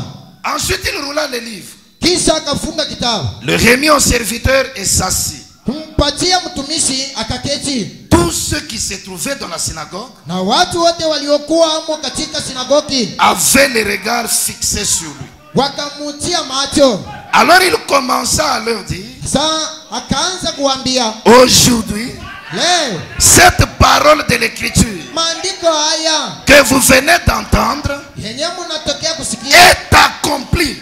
imetimilika. En d'autres termes, Kusema kwengine, l'homme même qui est devant vous, mtu mwenye kwa mbele yenu c'est hapa, sur lui que la plus grande onction est venue. ni juu yake upako kubwa inakuja. Quand Esaïe disait, Wakati Isaya alikuwa anasema, l'Esprit du Seigneur l'Éternel est sur Roho moi, Bwana yu juu yangu, il parlait de moi, Jésus. alikuwa anasema kuhusu mimi Yesu. C'est moi qui ai cet esprit. Mimi ndiye ule Roho. Et alors toutes ces œuvres peuvent maintenant être accomplies. Sasa hii matendo zote zinaweza kuonekana. Il connaissait qu'il était roi. Alijua kwamba alipakaliwa. Il connaissait que l'Éternel lui-même l'avait oint. Alijua kwamba yeye mwenyewe alipakaliwa na Bwana. Mais il connaissait aussi avec précision Alikuwa anajua pia na usahihi le but pour lequel cette grande onction lui avait été donnée. sababu yayo alipewa hii upako kubwa. Ah, Ma, c'est grave. hii ni hatari. C'est pas comme dans notre pays. Hii haina saa nchini mwetu. Vous trouvez des gens qui prétendent être loin de Dieu, Takuta mo watu wenye kujifikiria wapakaliwa na Mungu, mais ils utilisent cette onction-là lakini ako natumia ile mafuta pour aller diriger la CNI. juu ya kwenda kuongoza seni. Ce n'est pas ça le but de l'onction de Dieu. Hii haina shabaha ya mafuta ya Mungu. Ça, c'est du gaspillage de l'onction de Dieu. Hii ni kuharibisha mafuta ya Mais Mungu, gloire soit rendue au Père, lakini utukufu imerudilia parce Baba, qu'ils ne sont pas des vrais oints. kwa sababu sio wapakaliwa wa kweli. Là où il y a une vraie onction, Penye kwa upako wa kweli, l'homme doit connaître le but. mtu anapaswa kujua shabaha. Jésus savait qu'il avait la plus grande onction. Yesu alijua kwamba alikuwa na mafuta kubwa, Et il connaissait chaque chose qu'il devait accomplir avec cette onction-là. na alijua kila jambo aliweza kutenda na hii mafuta. C'est pourquoi dans Actes chapitre 10, Ndio kwa maana katika Tendo za Mitume sura yake ya 10 au verset 38, mstari la 38 Bible na 8 dit, Biblia inasema, Vous savez comment Dieu a oint du Saint-Esprit et de force Jésus de Nazareth? unajua namna gani Mungu aliowapaka Roho Mtakatifu kwa nguvu Yesu wa Nazareti, Qui allait de lieu en lieu, mwenye alikuwa anakwenda toka mahali na mahali faisant pengine du bien kutenda mema et guérissant tous ceux qui étaient sous l'empire du diable, na kuwaponya wenye kunaswa na ibilisi, car Dieu était avec lui. kwa kuwa Mungu alikuwa pamoja naye. Comme il savait Kisi alijua qu'il avait cette grande onction, ya kwamba alikuwa na hii upako il kubwa, connaissait aussi le but. alijua pia kusudi. Alors il a commencé à aller de lieu en lieu. Pale akaanza kwenda toka mahali na mahali Il ingine, trouve quelqu'un anakuta mtu dans des circonstances katika tukio fulani dans lesquelles cette grande onction pouvait lui venir en aide. ambamo hii upako kubwa ingepasa umsaidia. Il accomplit le travail. Alikuwa anatenda kazi. C'est pourquoi même quand Jean s'est retrouvé dans la prison Ndio kwa maana hata wakati Yona alikutanika gerezani et que son œil d'aigle a été voilé, na licho yake ya tai il a eu une petite ilipofungwa, confusion sur le Messie. akavurugwa kidogo kuhusu Quand il a Masia. envoyé ses disciples pour poser la question à Jésus, Wakati aliwatuma wanafunzi wake kumswali Yesu, Jésus n'a pas répondu de n'importe quelle manière. Yesu hakujibia namna Il yoyote, l'a ramené à l'écriture akawapeleka kwa maandiko qui montrait ce qu'il devait faire pour le peuple. zenye zilikuwa naonesha kile alipaswa kuwafanyia watu. Dans Matthieu chapitre 11, Katika Mathayo sura yake 11 du 2e verset au 5e, toka mstari wa 2 hadi wa 5, Jean, naye Yona ayant entendu parler dans sa prison des œuvres du Christ, aliposikia huko gerezani matendo ya Kristo, lui fit dire par ses disciples, alituma wanafunzi wake kumuelezea, es-tu celui qui doit venir wewe ndiwe yule ajaye ou devons-nous en attendre un autre? au tumutazamia mwingine? Jésus leur répondit, Yesu akajibu akawaambia, allez rapporter à Jean nendeni mukawelezee, ce que vous entendez mwelezee Yona yenye et mnaona ce que vous voyez. na yenye mnaona. Les aveugles voient, Vipofu wanapata kuona, les boiteux marchent, viwete wanakwenda, les lépreux sont purifiés, wenye ukoma wanatakaswa, les sourds entendent, viziwa wanasikia, les morts ressuscitent. wafu wanafufuliwa, Et la bonne nouvelle est annoncée aux pauvres. na maskini wanaambiwa habari njema. Moi, je ne vous dis pas si je suis celui qui devait venir ou non. Mimi siwaambia kama ndiye mwenye alipaswa kuja hapa. Vous, en tant que peuple, Ninyi kama watu, votre écriture c'était Ésaïe 35. andiko yenu ilikuwa ni Isaya 35. Ésaïe 35 vous a dit Isaya 35 les genres aliwaambia d'œuvres que l'onction messianique accomplira pour vous. aina ya matendo zenyewe. Bon, maintenant, voyez les œuvres que moi j'accomplis. Kisi muone mambo yenyewe. Si ces œuvres kama hii matendo sont celles qui avaient été annoncées par Ésaïe 35, ni zile zilitangaziwa na Isaya 35. vous-même vous allez conclure sur la chose. Pale nini wenyewe mtakomesha jambo. C'est merveilleux, mes amis. Ni adamani marafiki Jésus, zangu. avec cette plus grande onction, Yesu alikuwa na upako kubwa, il connaissait le but de l'onction. alijua shabaha ya mafuta, Et le peuple qui avait reconnu Jésus comme étant le Messie na watu walimtambua Yesu kama Masia. ne s'était pas arrêté seulement à le reconnaître et à se réjouir. Kusimamia mpaka kumtambua na kufurahi. Se réjouir, c'était merveilleux. Kufurahi ilikuwa adamani, Parce que le Seigneur qui avait fait la promesse venait de l'accomplir. kwa sababu Bwana mwenye aliwaadia alitokea mkutimiza ahadi Et yao. en plus de cela, il y avait le but que cette onction-là devait atteindre. Zaidi ya ile kulikuwa shabaha yenye mafuta ilipaswa kutimiza. C'est pourquoi Ndio kwa maana Jésus faisait son travail. Yesu alikuwa anafanya kazi lake. Le peuple aussi recherchait les effets de l'onction. Watu nao pia walikuwa wanatafuta matendo za upako. Un homme entend parler de Jésus, il s'appelait Zachée. Mtu anasikia wanasema kuhusu Yesu, alikuwa Zakayo. Alors il comprend que s'il est le Messie, Sana anaelewa kwamba kama c'est yeye que Masihi, moi qui suis pécheur, je dois être sauvé. maana mimi mtenda dhambi napaswa kuokolewa. Il se met à la recherche du salut par l'onction messianique. Akaanza kutafuta wokovu kupitia mafuta. Même s'il faut monter sur un arbre, hata kama tafadhali kupanda juu ya mti, je dois arriver au salut. napaswa kufikia wokovu. Jésus aussi le voit étant pécheur. Nami pimilia niko mtenda Il dhambi. lui annonce une bonne nouvelle. Yesu njiani anamtangazia Aujourd'hui même, leo yenyewe je vais dîner dans ta maison. utakula chakula ya asubuhi nyumbani mwako. Le salut va entrer dans ta maison. Wokovu itaingia nyumbani mwako. Un jour, un officier du roi est arrivé. Siku moja askari wa mfalme akaja. Son fils était resté malade à la maison. Mwanake alibaki nyumbani anaumwa. Il savait que l'onction messianique était là. Alijua kwamba upako ya Masia alikuwa Un hapa. malade pouvait obtenir sa guérison. Mgonjwa angeweza kuponywa. La Bible dit il a prié Jésus. Biblia inasema akamsihi Yesu. Il a dit maître, descends avec moi dans ma maison. Akamwambia mwalimu, njoo nyumbani mwangu. Et prie pour mon enfant avant qu'il ne meure. Ombea mwanangu kabla yeye afwe. Jésus lui annonce une bonne nouvelle. Yesu anamtangazia habari L'homme njema. était venu étant malheureux dans son cœur. Mtu alikuja mnyonge moyoni mwao. Et Jésus lui a annoncé une bonne nouvelle. Yesu akamtangazia habari njema. Il lui a dit ton fils vivra. Akamwambia mwanako atakayeishi. Un autre jour, il y avait un paralytique. Siku moja kukawa kiwete. Mais sa maladie venait du péché de sa vie. Magonjwa yake yalikuwa yanatokea kuzambi ya maisha Ses amis yake. l'ont transporté sur un petit lit. Marafiki zake wakamtua juu ya kondoro Quand ils ndogo. sont arrivés, il y avait beaucoup de gens. Wakati walifika kuliko watu Alors la wengi. Bible dit ils sont montés sur le toit. Biblia inasema akapanda juu ya malata. Ils ont fait une ouverture. Akafungua. Et ils ont fait descendre l'homme jusque devant Jésus. Wakafungua na kuangusha mtu mbele ya Yesu. Frère, quand quelqu'un au milieu de vous est dans la souffrance, Ndugu, wakati fulani katikati mwene anaumwa. unissez-vous comme ces gens. Mjikusanisha sawa mtu. Faites tout pour présenter son cas à Jésus. Mufanye mwenu mote kwa kuonesha mambo yake kwa Yesu. Quand l'homme est arrivé dans la présence de Jésus, Wakati mtu alifika mbele ya Yesu. Jésus avec l'onction messianique sur lui, Yesu na upako wa Masia juu yake. il discerne l'origine de sa maladie. Anafafanua chanzo cha Il voit magonjwa. que ça venait de ses péchés. Anaona kwamba ilikuwa inatokea kwa Alors dhambi il lui yake. annonce une bonne nouvelle. Sasa anatangaza habari njema. Il dit mon fils, Nasema mwanangu, tes péchés te sont pardonnés. dhambi zako Les zimesamehewa. pharisiens se sont levés. Wafarisayo wakasimama. Qui lui a donné un tel pouvoir? Ni nani anampatia hii mamlaka? Jésus leur dit, Yesu akawaambia, je fais ceci nafanya hivi afin que vous sachiez ili mjue que le Fils de l'homme ya kwamba mwana wa Adamu assure la terre, pas au ciel, anapewa udongoni si mbinguni, pour que vous sachiez ili mjue que le Fils de ya l'homme kwamba mwana wa Adamu assure la terre anapewa hapa udongoni le pouvoir de pardonner les péchés. mamlaka ya kuwasamea watenda Alors dhambi. je t'ajoute, Hasa hapa nakuongezea, lève-toi, prends ton lit et va dans ta maison. inuka, kamata godoro lako. L'œuvre a été accomplie pour cet homme-là. Kazi ilitendeka kwa ule mtu. Un jour dans le temple, une femme qui était bossue était entrée. Siku moja hekaluni dada wakabosia kaja, Elle était tenue captive par cela.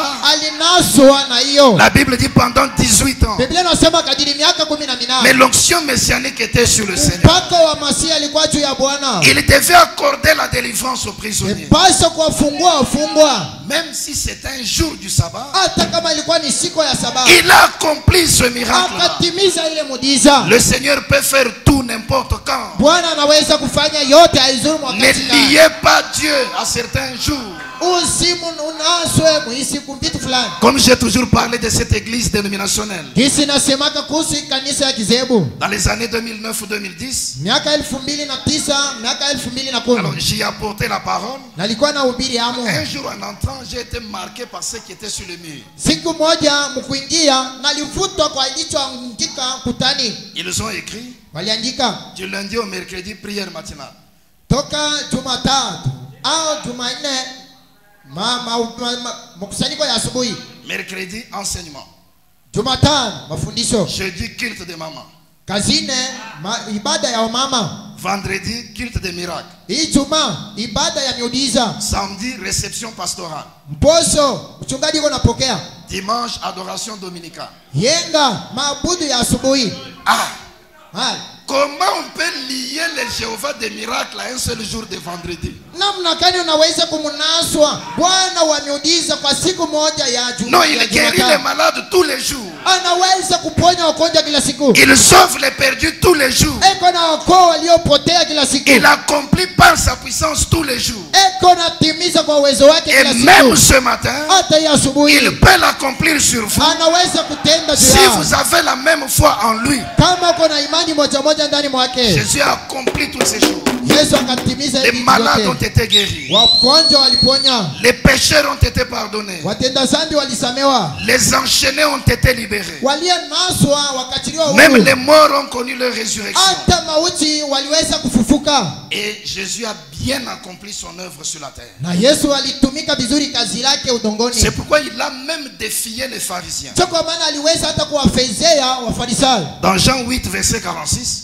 Katika Yohana 8 mstari wa Il dit 46. qui de vous Anasema ni nani katika me yenu convaincra de péché? atanitisha na dhambi? Et quand le prophète interprète ça, Wakati nabii il anatafsiri, dit il voulait leur dire anasema alitaka kuambia qui de vous ni nani katikati peut yenu pointer dans mon ministère anaweza kusonta hudumani mwangu quelque chose que je devais faire mais que je n'ai pas fait. kitu fulani nalipaswa kufanya kenye sifanya. Il avait tout accompli avec l'onction. Alitimiza yote na Cette upako. plus grande onction qui était sur lui. Hii upako kubwa ilikuwa juu yake. Il connaissait son travail Alijua kazi yayo et il l'a bien accompli jusqu'à le terminer sur la terre. na alitumika vizuri hadi kuimaliza udongoni. Et comme le Messie était aussi l'agneau de Dieu, Na kisi Masihi alikuwa pia mwanakondoo wa Mungu. la dernière chose de sa mission c'était la mort au calvaire. Kitu cha mwisho cha kazi lake ilikuwa ni mauti Kalvari. Remarquez que Jésus sur la croix, Tazameni ya kwamba Yesu Kalvari il n'a prononcé que 7 paroles. alitamka mpaka maneno 7. Et la 7e parole, Na neno la c'est 7 Père, je remets mon esprit entre tes ni mains.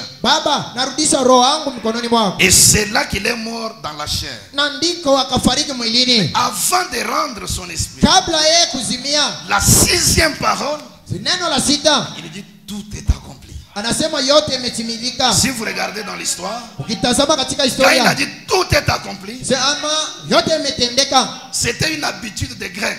Ilikuwa ni desturi ya Wayanuniani. En grec, ça se prononce tetelestai. Mukiyunani banasema tetelestai.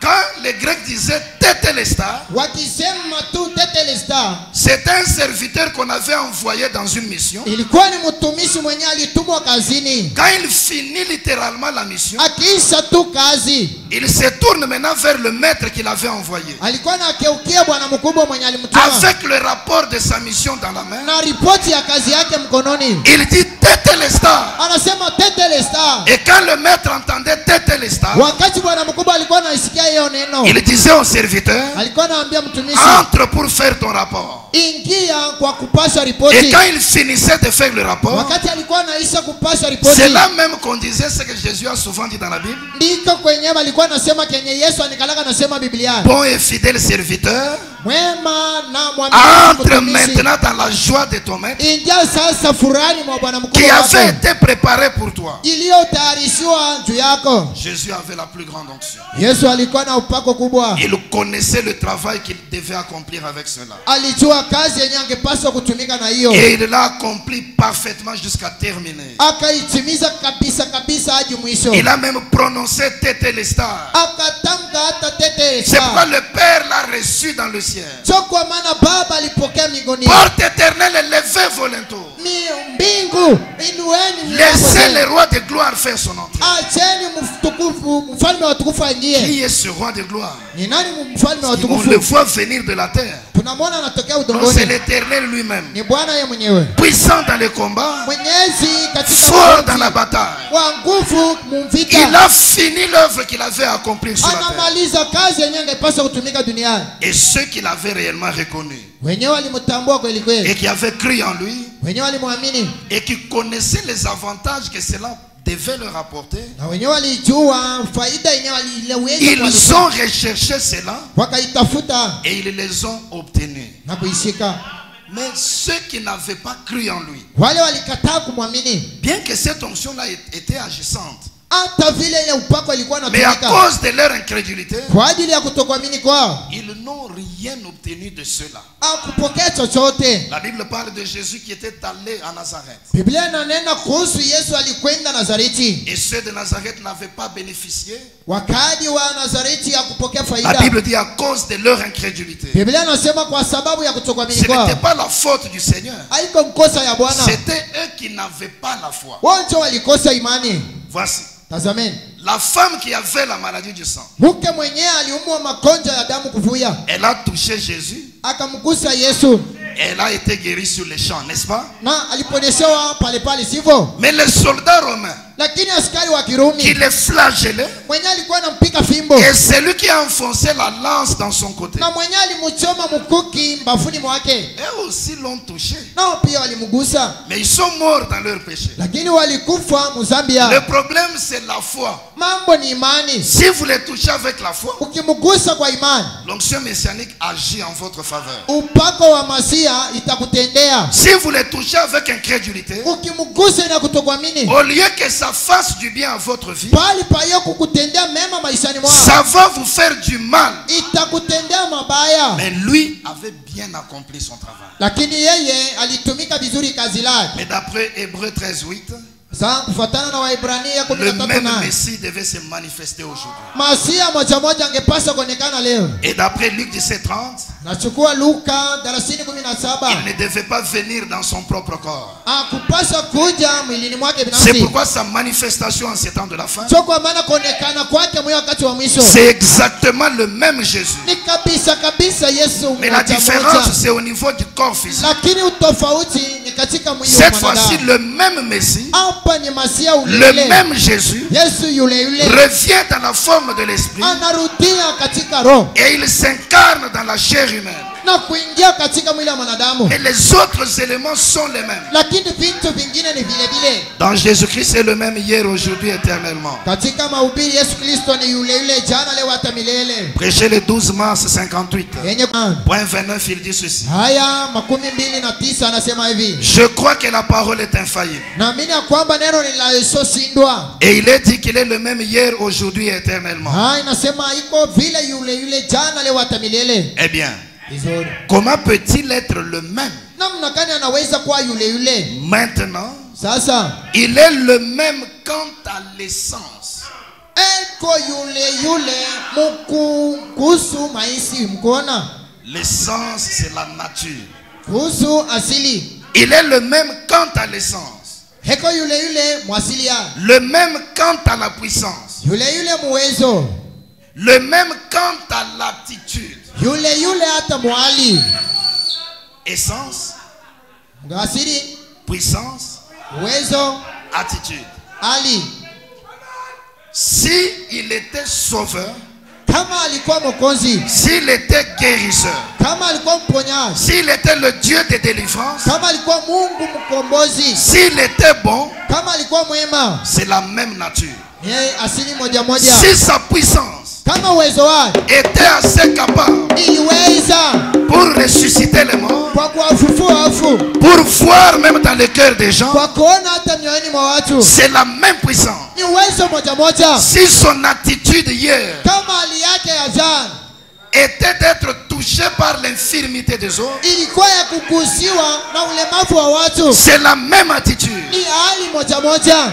La seule différence en Jésus Utofauti moja ndani mwa Yesu par rapport à ce qu'il était hier, kuangaliana na Kenya alikuwa jana. si ceci est sa promesse, Kama hii ni aji ya c'est que maake, en ce temps-là, ile wakati il avait un corps physique sur terre comme nous. alikuwa na mwili wa mnofu dongoni kama sisi, Mais ce corps a été livré comme sacrifice. lakini ile mwili ilitolewa kama zabihu. Il a été ressuscité d'entre les morts Alifufua toka wafu, et est assis à la droite du Père, ameketi kukulia kwa Baba, intercédant sur base de notre confession. mkutetea kuhusu kukiri kwetu. Et il a aussi dit, Anasema pia encore un peu de temps, muda si muda et le monde ne me verra plus. dunia itakayeona, Mais vous me verrez. lakini nini mtakayenyona. Et ce mot monde veut dire l'ordre du monde. Hii dunia inataka kuonesha taratibu wa dunia. Les incroyants, Watakuamini, ils ne me verront plus. hawatanyona kama, Mais vous me verrez. lakini ninyi mtakayenyona, C'est-à-dire l'église, maana yake kanisa, les croyants. waamini,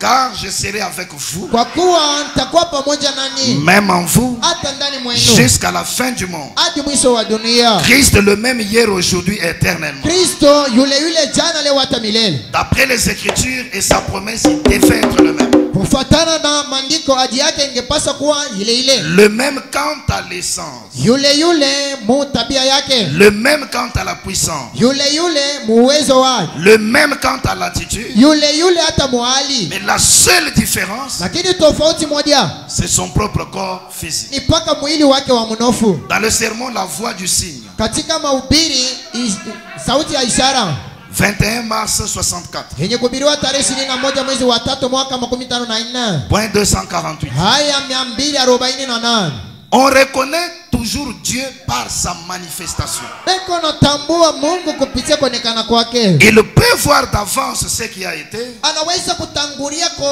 kuona kenye kilikuwaka, dire ce qui a été, kutangulia kusema kenye kuwa, ce qui se passe ou ce qui arrivera. kenye tendekalo hata kenye kitakaye kuja. Nous le savons. Tunaijua. C'est ainsi qu'on a identifié les prophètes. Ndivyo waliwatambua wanabii. C'est ainsi qu'on a su que Jésus était le Messie. Ndivyo walijua kwamba Yesu alikuwa Masia. Et il est le même Messie aujourd'hui qu'autrefois. Na eko ule Masia moja moja sawa vile mara Et nyingine. il est le même Messie aujourd'hui qu'autrefois. Na iko ule Masia moja moja leo sawa vile mara nyingine. Seulement Mpaka sans son corps physique ici sur terre. ila anakosa mwili wake wa mnofu hapa udongoni. J'aime la précision de l'écriture. Napenda usahihi wa maandiko. Et il est le même Messie aujourd'hui qu'autrefois. Yeye ni Masia yule yule sawa jana. Seulement sans son corps physique ici sur terre. Mpaka kukosa mwili wake wa mnofu hapa udongoni. Il a envoyé son esprit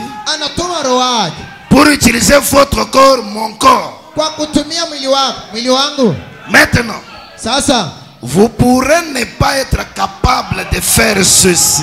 unaweza kushindwa kufanya hivyo. Nous savons selon les Écritures Tunajua kufuatana na maandiko qu'il n'y a qu'un seul dans une génération. ya kwamba katika kizazi mnamo mpaka mmoja. Mais voyez, Lakini one cependant, ndio wakati vous pouvez croire cela. unaweza kuiamini, Vous aurez autre chose que vous pouvez faire. utakuwa na kitu kingine unaweza kufanya. Tout le monde, Watu wote, tout le monde watu wote, peut simplement croire wote wanaweza kuamini et il aura les autres choses à faire. na watakuwa na vitu vingine vya kufanya. Mais ce que je suis en train de faire, Lakini hiki niko kufanya ce signe du discernement des pensées, hii ishara ya ufafanuzi wa vous ne mawazo. pouvez pas faire ça. Hamuweza kufafanua. Pour ça, nous savons Hii tunajua qu'il n'y a qu'un ya seul kwamba kunako dans mmoja une génération. katika kizazi. C'est là où je crois la chose. Siko naamini jambo. C'est le même Messie en ces temps de la fin. Ni Masia moja moja mwe wakati wa mwisho. Le même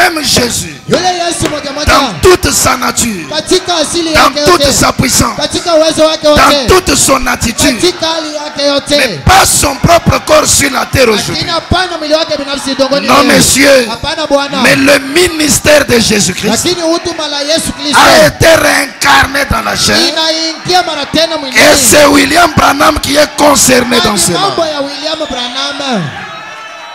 Mais nous regardons un homme, Tuko naangalia nous voyons en lui kuona kuangalia les signes qui identifient le Messie. na maishara zenye On kumtambulisha voit la kwa Masia. lumière venir, Tunaona nuru kuja s'arrêter sur lui kusimama juu et yake même entrer en na lui. kuingia ndani mwake. C'est le signe messianique du présentateur. Ni ishara ya Masia ya mwonesho. On le voit tourner les doigts à l'auditoire, Tunamwona kutupa mkonga kuwazi, discerner les pensées de cœur. kufafanua mawazo ya C'est moyo. le signe messianique que le peuple attendait. Ni ishara ya Masia yenye watu walikuwa On naongojea. reconnaît Dieu Tunamtambua Mungu pas par son corps physique, si kupitia mwili wake mais wa par mnofu, sa manifestation. lakini kupitia mwonekano wake. Nous avons reconnu le Messie dans notre génération. Tunatambua Masia muhimu Mais cela est venu à travers un homme qui est le na ile prophète. inakuja kupitia mwanadamu aliye Un nabii, homme sur la terre, mtu duniani, mais loin de la plus grande onction. lakini aliyepakaliwa na upako kubwa. Jésus lui-même dans sa plénitude Yesu yeye mwenyewe katika utele wake vient oindre un homme sur la terre. anakuja kumpaka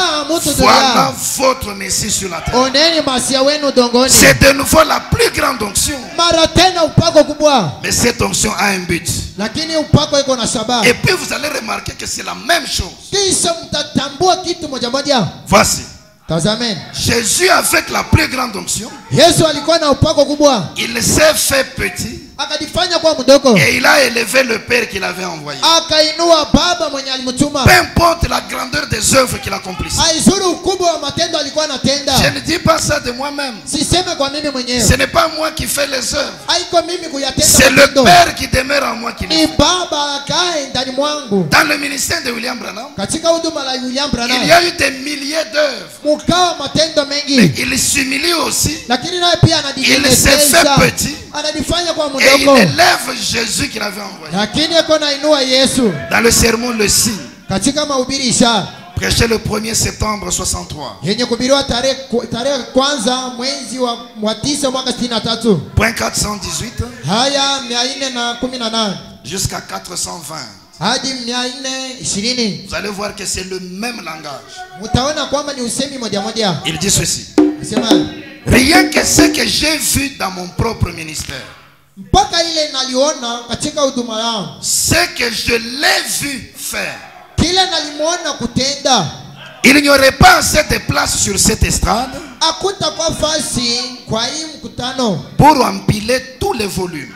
kwa kusema mambo yote hii. Si j'écrivais ce que je l'ai vu faire, Nikiandika tu vyenye nalimuona kutenda, rien que dans mon propre ministère, mpaka tu mhuduma langu binafsi, ce que je l'ai vu faire, il répète cela plusieurs fois. vyenye nalimuona kufanya, anarudilia hapo mara nyingi. Voyez-vous, Mnaona, il a eu plus de succès akapokea kufaulu kwengi dans mon ministère qu'il n'en a eu dans le sien. katika huduma langu kuliko ile kufaulu alipokeaka katika huduma lake. Maintenant, n'oubliez pas, Sasa msisahau, lui a eu plus de succès, yeye alifaulu kufaulu kwengi, pas moi.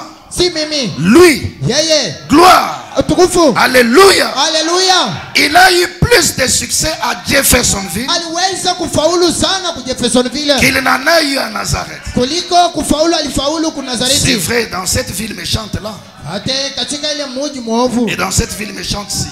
na katika hii mji mwovu hii. Amen, gloire. Amina, Parce utukufu. que Kwa sababu il ne pouvait faire aucun miracle dans ce lieu. hakuweza kufanya hata muujiza moja pa nafasi Mais hiyo, il en a fait ici. lakini hapa alifanya. Il a fini par percer. Anaishia hapo kupasua, Ici, il y est arrivé. na hapa anafika. Il a peut-être fallu qu'il aille chercher des gens de l'extérieur, Saa zingine ilipendeza enda kautafuta watu wa nje, mais il y est arrivé de toute façon. lakini namna yote anaingia. Ainsi, Hayo. il a eu plus de succès ici Hapa aliweza kufaulu sana qu'il n'en a eu à Capernaum ou à Nazareth. kuliko kufaulu alipokea ku Kapernaume hata ku Nazareti. Il a fait plus de miracles ici même dans ce tabernacle Hapa katika hii maskani alitenda miujiza kubwa qu'il n'en a fait dans tout son ministère sur la terre. kuliko zile alitenda katika huduma lake. Ah, Ah, c'est grave. ni hatari. Si dans le tabernacle seulement, Kama katika tu maskani c'est plus que ce qu'il avait fait dans tout son ministère sur la terre. inapita yote alifanyaka katika huduma lake udongoni. Que dire des autres parties du monde? Tutasema je kuhusu sehemu zingine za Que dire dunia? de ce qu'on a vu à Durban? Tutasema je kuhusu vile tuliona kujiriba? Plus de succès, mes amis. Kufaulu kwengi marafiki Et c'est zangu plus profond que tout ce qu'on peut penser. ni ya mkilindi kuliko vyote tunaweza C'est kufikiria. vrai. C'est ce qu'il a fait. Jo kenye alifanya. Alors qu'en est-il du reste du monde? Sasa tutasema je kwenye kubaki kudunia? Oh là là.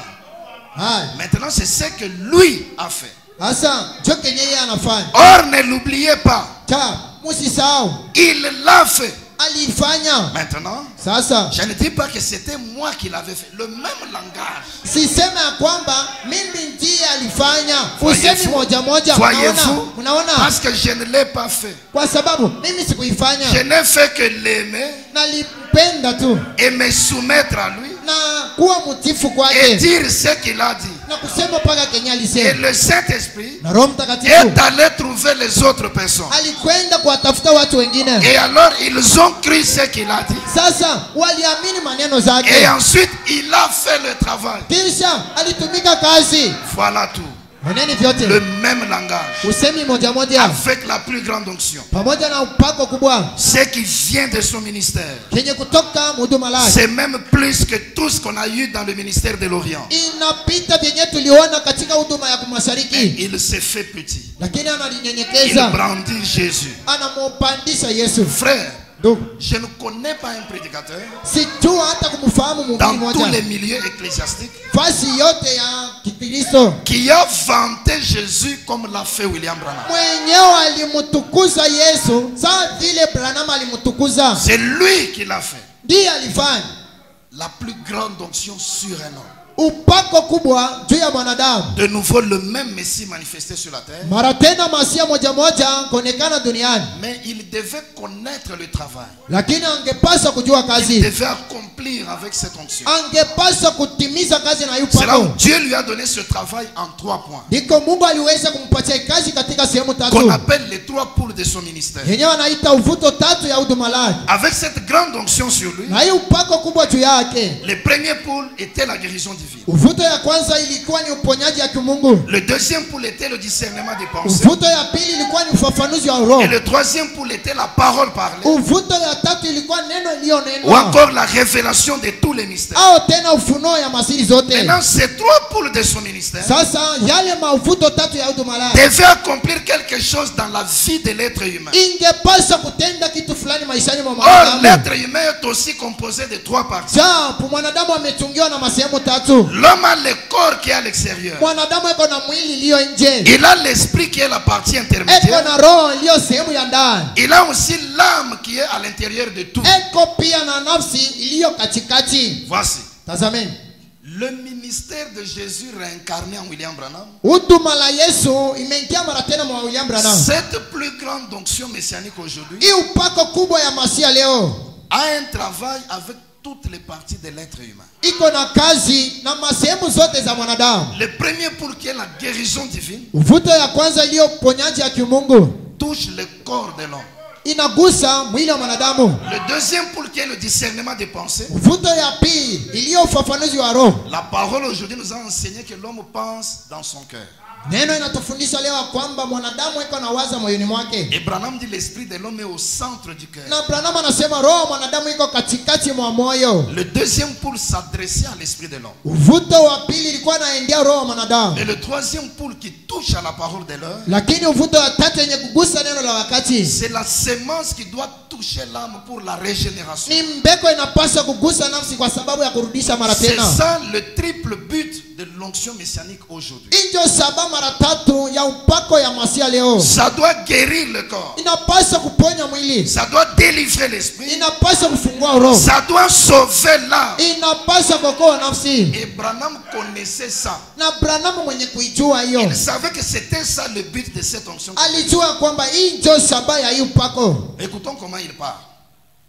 Écoutons comment il parle. Sikieni namna kaniko nasema Dans le sermon, le message de grâce. katika mahubiri ujumbe wa neema 27 août 61. yenye kuhubiriwa tarehe 27 mwezi wa 8 mwaka 61. Point 63, il dit ceci. Haya 63 anasema hivi. Je pensais à la grâce de Dieu. Nalikuwa nafikiria neema yake Mungu, Comment il a pu faire cela? namna gani anaweza kufanya hivyo, Sauver au plus haut degré. kuokoa mkimo cha juu Et ensuite prendre un pauvre malheureux comme moi na kisha kuchukua mnyonge kama mimi et m'accorder la possibilité de prêcher l'évangile na kunipatia uwezaji wa kuhubiri Injili et de voir les autres être na sauvés, kuwaona wenginao kuokolewa, les voir guéris, kuwaona kuponyeshewa, voir les foyers qui ont été brisés révolutionnés à nouveau, kuona majamaa zenye zilivunjika kurudia mara tena, voir des vies qui ont été ruinées redevenir normales kuyaona maisha zenye ziliharibika kurudia musawa et m'accorder la grâce. na kunijalia neema. Je pensais, Nalikuwa na waza oh, c'est la grâce étonnante. ni neema ya kushangaza. Il allait, il prêchait la parole, Heko na ubiri neno agissant d'après les 3 poules. kutenda kufuatana na uvuto Mais tatu, il connaissait les effets que cela devait avoir sur la vie des gens. lakini alikuwa anajua mapato zenye zilipaswa kutokea na hiyo. Les pécheurs devaient être sauvés. Watenda dhambi wangepaswa kuokolewa, Peu importe que ce soit le plus grand pécheur du pays, aizuru awe mkubwa mtenda dhambi wa Mungu. cette onction messianique est capable de le mener au salut. Hii upako wa Masia inaweza kumpeleka kwa wokovu. Les malades peuvent être guéris. Wagonjwa wanaweza kuponyeshewa, Peu importe le degré de la maladie. aizuru kimo cha ugonjwa. Même si les médecins ont dit que c'est incurable. Hata wanganga wanasema Même si haitatunziwa, le corps est rongé de n'importe quelle manière. hata kama mwili imeikuliwa, Ils peuvent être guéris. anaweza kuponeshewa. Les foyers qui ont été brisés, Majama zenye zilivundika révolutionnés à nouveau. inarudia mara tena, Même si le foyer est brisé, hata kama jamaa même si la lishavundika, séparation s'est produite, hata kama watu walishaachana, ce foyer-là peut être révolutionné à nouveau. ile jamaa mara tena inaweza kurudia. Même si une vie a été ruinée de n'importe quelle manière, Hata kama maisha yalabika mnamna yote, elle peut redevenir normale. inaweza kurudia musawa. Dans le sermon La colonne de feu, Katika mahubiri Nguzo la Moto prêché le 9 mai 53, yenye kuhubiriwa tarehe 9 mwezi wa 5 mwaka 53, point 74, haya 74, la partie C, il dit ceci. sehemu yake ya 3 anasema Bien, vizuri. je déclare qu'il est le même hier, aujourd'hui et éternellement. Nasema eko yule yule jana leo hata milele. Qu'il m'a amené dans ce monde dans un but. Ananipeleka duniani humu katika sababu, Qu'il m'a suscité ananisimamisha pour bénir les gens kwa kuwabariki watu par un don divin qui m'a été donné par un ange. kupitia zawadi ya kiumungu nalipewa na malaika. Croyez-vous que c'est vrai? Eti mnaamini ya kwamba ni Vous ukweli? croyez que c'est vrai? Unaamini ya kwamba ni Donc il ukweli? ne posait pas ses actes au hasard. Alikuwa anasema hivi vitu kwa Il bahati. connaissait qui il était. Alikuwa anajifahamu. Même s'il se rendait petit et qu'il élevait tout le temps Jésus. Hata vile alikuwa analinyenyekeza na kuinua mara yote Mais il Yesu. savait que cette onction qui est sur lui, Lakini alijua kwamba yu mpako ilikuwa elle juu peut yake. amener un pécheur à être sauvé. Inaweza kumfikisha mtenda dhambi Amener un kuokolewa. malade à la guérison. Kumfikisha mgonjwa kwa matibabu. Révolutionner un foyer brisé. Kurudisha jamaa iliyovunjika. Rendre normal une vie ruinée. Kuisha maisha sawa iliyolabika. Même si tous ceux de la famille s'étaient ligués pour maudire un homme. Hata wajamaa wote walikuwa umoja kwa kulaani Mais mtu. lui était suscité dans un but. Lakini yeye alisimamishwa katika sababu moja. De bénir les gens Kuwabariki watu par un don divin qui lui avait été donné par un homme. kupitia zawadi ya umungu alipewa na malaika. Il connaissait sa mission Alikuwa anajua kazi lake. et il travaillait dans les limites de sa mission. Alikuwa anatumika mpaka ya kazi lake. Et tout celui d'entre le peuple Yoyote katika umma qui reconnaissait le Messie mwenye alikuwa anamtambua et Masia, qui croyait convenablement dans la chose, mwenye alikuwa anaamini kabisa kabisa jambo, il pouvait tirer tous ses avantages. angeweza kutosha yale yote mafaida. Quand Tiroïta a cru, Wakati hati Roy elle aliamini, a tiré le salut de ses enfants. akatosha mwokovu wa watoto wake. Il y avait un jour en Allemagne, Kukawa siku moja kwa Almani, pendant qu'il tenait déjà la ligne de prière, wakati alikuwa anatengeneza kistari cha le ombi, diable a saisi un jeune couple qui était au fond. Ibilisi akapaka wili jana yenye kwa kule. Ils sont venus devant et ont commencé à s'embrasser. Wakaje mbele yake na kuanza kubuswana. Cela a dérangé la grande onction qui était sur lui. Ile karibisha upako kubwa ilikuwa juu yake. Dieu lui est le juste juge. Mungu yeye ni mwamuzi mkuu. Dieu lui a dit prononce tout ce que tu veux. Mungu akamwambia tamka kenye unataka, Ça va leur arriver. itawafikia. Il dit mais avant que je ne prononce quelque chose, Anasema kabla mimi kutamka chochote, la voix est sortie de moi. sauti ikatoka ndani mwao. Et j'ai dit je vous pardonne. Nikasema na wasamea. Ils étaient pécheurs. Walikuwa watenda Dans la dhambi. présence de cette grande onction, Kuwepo kwa upako kubwa, ils ont été amenés à la repentance. wote walipelekwa kutoba. Que dirais-je de Samader? Mtasema nini kumuhusu Samade? Il visait un terrain. Alikuwa na tamani Mais le kiwanja. tribunal avait dit Sasa baraza lisema personne ne touchera ce terrain pendant 25 ans. hata mmoja hatagusa kwa hii kiwanja kadiri miaka 20. Mais il était en compagnie de William Branham. Lakini alisindikizwa na William La Branham. plus grande onction était sur l'homme. Upako kubwa ilikuwa juu ya mwanadamu. Branham regarde l'homme. Branham anamtazama. Il voit dans son cœur qu'il croyait et qu'il était humble. Anaona moyoni mwake ya kwamba alikuwa naamini na alikuwa mnyenyekevu. Il dit Samader, Anasema Samade, à l'extérieur, nje tu parais comme une croûte. uko naonekana saa kifuniko, Mais à l'intérieur, lakini ndani tu es formidable. uko wa thamani. Ce matin, ne te méprise pas. Hii asubuhi Ne usijidharau, te sous-estime pas. usiliona bure. À l'extérieur, Nje tu peux paraître de n'importe quelle manière. unaweza kuonekana mnamna yoyote, Mais si dans ton cœur il y a la foi, lakini kama moyoni mwako mnamna tu es formidable. uko wa thamani. Et William Branham lui dit, Na William Branham anamwambia à cause de ton humilité, kwa ajili ya unyenyekevu wao le Seigneur Bwana te donne ce terrain-là. anakupatia ile pango. Le tribunal avait dit 25 ans, Baraza ilisema miaka 25, mais dans 2 semaines, Samader a acquis le terrain. lakini wiki mbili Samaderi alinunua.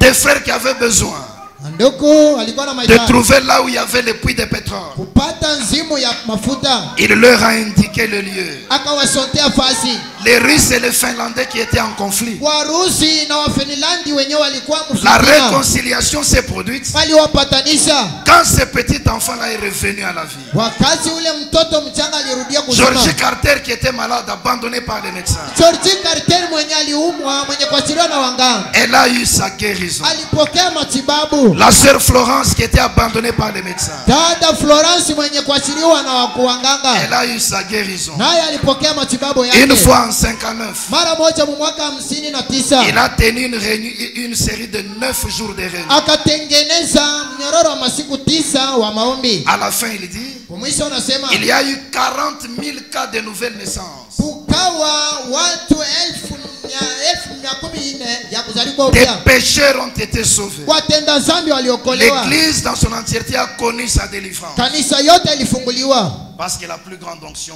est revenue aujourd'hui. kwa sababu pako kubwa ilikuwa juu ya Ceux watu. qui ont cru ont bénéficié réellement. Wenye waliamini walipokea faida, Mais les incrédules n'ont rien trouvé. lakini watokuamini hawakupata chochote Et ils sont devenus pires qu'avant. na wakaharibika kabisa. Un jour, un homme a méprisé la photo de l'ange. Mtu mmoja akasarau picha ya malaika, Il l'a même prise et l'a froissée. akaichukua na kuivinya. Branham le regarde et il dit, Branham anamtazama na mwambia, c'est son péché impardonnable. hii ni dhambi asiyosama, Il ne sera plus jamais pardonné. haitasamewa kamwe. Voyez-vous, Mnaona, il a vu la même chose qui a sauvé les autres. aliona jambo moja moja aliokoa watu wengine, Mais à cause du mépris et de l'incrédulité, lakini kwa sababu ya kutokuamini na lui kazarau, est allé dans la perdition. yeye alipotea. Dieu envoie l'onction suprême, c'est bien. Dieu Mungu envoie l'onction suprême, c'est bien. eko natuma upako wa juu, ni vizuri. Les résultats Mapato vont dépendre de votre attitude envers cela. zitangaliana na hali yako mbele ya hiyo. La femme prostituée devant Jésus a eu le pardon. Ule mke kaaba mbele ya Yesu akasamewa, Mais l'homme que Simon le pharisien avait envoyé lakini mtu mwenye kutumwa na Simoni mchao s'est contenté de remettre seulement l'invitation et de retourner avec ses péchés. akafurahi kuachia Yesu aliko na kurudia na dhambi yake. Marie a cru la parole de l'ange et Jésus est né. Mariamu aliamini maneno za malaika na Yesu alizaliwa. Quand Zacharie a douté, Wakati Zakaria alishakia, il est devenu muet. yeye akawe bubu. Dieu peut produire son action. Mungu anaweza kutenda tendo Mais lake. il faut que l'homme saisisse le sang Tafadhali mwanadamu ashikamana et qu'il vienne pour réclamer le but de l'onction. na ache kudai shaba ya mafuta. Sinon la chose va même passer Kama sivyo jambo et itapita l'homme va rester dans les mêmes conditions. na mtu atabakia katika tukio moja Alors moja, que celle-là même que Dieu lui a envoyé wakati kile kenye Mungu alimtumia était la seule chose qui pouvait l'aider. ilikuwa kitu moja kenye kiliweza C'est là que je kumsaidia. commence à terminer ce matin. Iko naanzia hapo kushukia hiyo La asubuhi. plus grande onction, nous l'avons reçue aujourd'hui. Upako kubwa tunapokea leo, Mais quelle est notre attitude ce matin envers cette onction? lakini hii asubuhi hali yetu ikuje mbele ya hii upako. Quelqu'un peut dire William Branham n'est pas ici physiquement. Fulani anaweza kusema William Branham hana hapo mumwili. Dans le sermon El Shaddai, il dit ceci. Katika mahubiri ya Shaddai anasema 16 avril 59. tarehe 16 mwezi wa 4 mwaka 59 Point 73, il dit ceci. haya 86 anasema, Éternel Dieu, sois miséricordieux.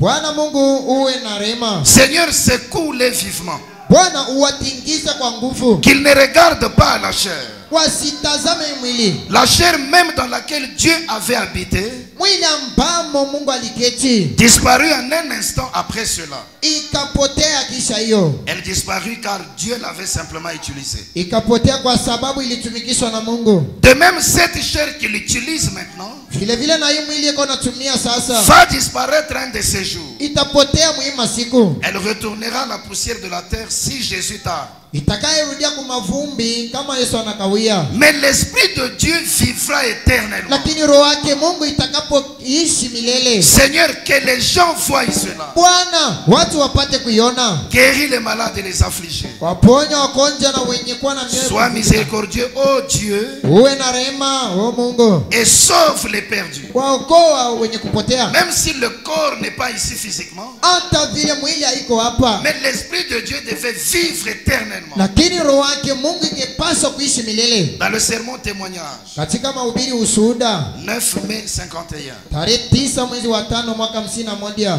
point 40, haya 40 la partie C, il dit ceci. sehemu ya 3 anasema hivi. Maintenant, Sasa ce n'est pas parce que moi je suis ici. si kwa sababu niko hapa, Quand je serai parti d'ici, wakati nitakapotoka hapa Jésus sera ici. Yesu atakaye kuja Tout hapa, autant qu'il est ici pendant que je suis ici, mpaka vile ko hapa wakati wote niko hapa, que n'importe qui d'autre sera ici. mpaka vile yoyote anaweza kuwa hapa. Il sera ici pour guérir les malades Atakaye kuwa hapa kwa kuwaponya wagonjwa et faire exactement les mêmes choses na kufanya kabisa jambo ile ile qu'il peut faire n'importe quand. zenyewe anaweza kufanya wakati yote. Et s'il se tenait ici ce soir, Kama anasimama hapa jioni portant mon costume, kuvaa koti yangu, mes souliers, viatu, il ne pourrait pas faire plus hawezi kufanya zaidi pour vous juu yenu que ce qu'il fait maintenant même. kuliko vyenye nafanya sasa. Voyez-vous cela? Eti mnayamini? Le même Jésus devait continuer Vile vile na Yesu angepaswa en faisant toutes ses œuvres comme il le dit. kuyafanya yale yote matendo gisi anasema. Nous avons tout sauf le signe messianique. Tuko na vyote kutosha kwa ishara ya Parce Masia, que le signe messianique exige que la chair humaine soit là. kwa sababu ishara ya Masia inalazimisha mwili uwe pale, Mais son esprit continue à vivre éternellement. lakini roho yake iko naishi milele. Il continue à sauver les perdus. Anaendelea kuwaokoa Il waliopotea, continue à guérir les malades. endelea kuwaponya wagonjwa. Cette onction suprême Ile upako kubwa continue à révolutionner les foyers, inaendelea kurudisha majamaa, à rendre de nouveau normal les vies ruinées. kurudisha mara tena usawa maisha iliyoharibika. Exposé page 76. Maelezo kurasa 76. Il dit ceci. Nasema Il n'y a pas besoin de regarder en arrière. atulazimisha kuangalia nyuma. Levez les yeux. Inueni macho, Contemplez celui qui marche maintenant même au milieu des églises. tazameni atembeaye katikati mwa kanisa Tout au long des âges. kadiri nyakati. Contemplez celui qui est le même hier, aujourd'hui et pour toujours. Tazameni yule mwenye kwa yule jana leo hata milele, Et qui ne change jamais, na mwenye abadilikake ni kamwe, dans son essence, hata katika asili yake ni dans ses voies. au katika manjia zake.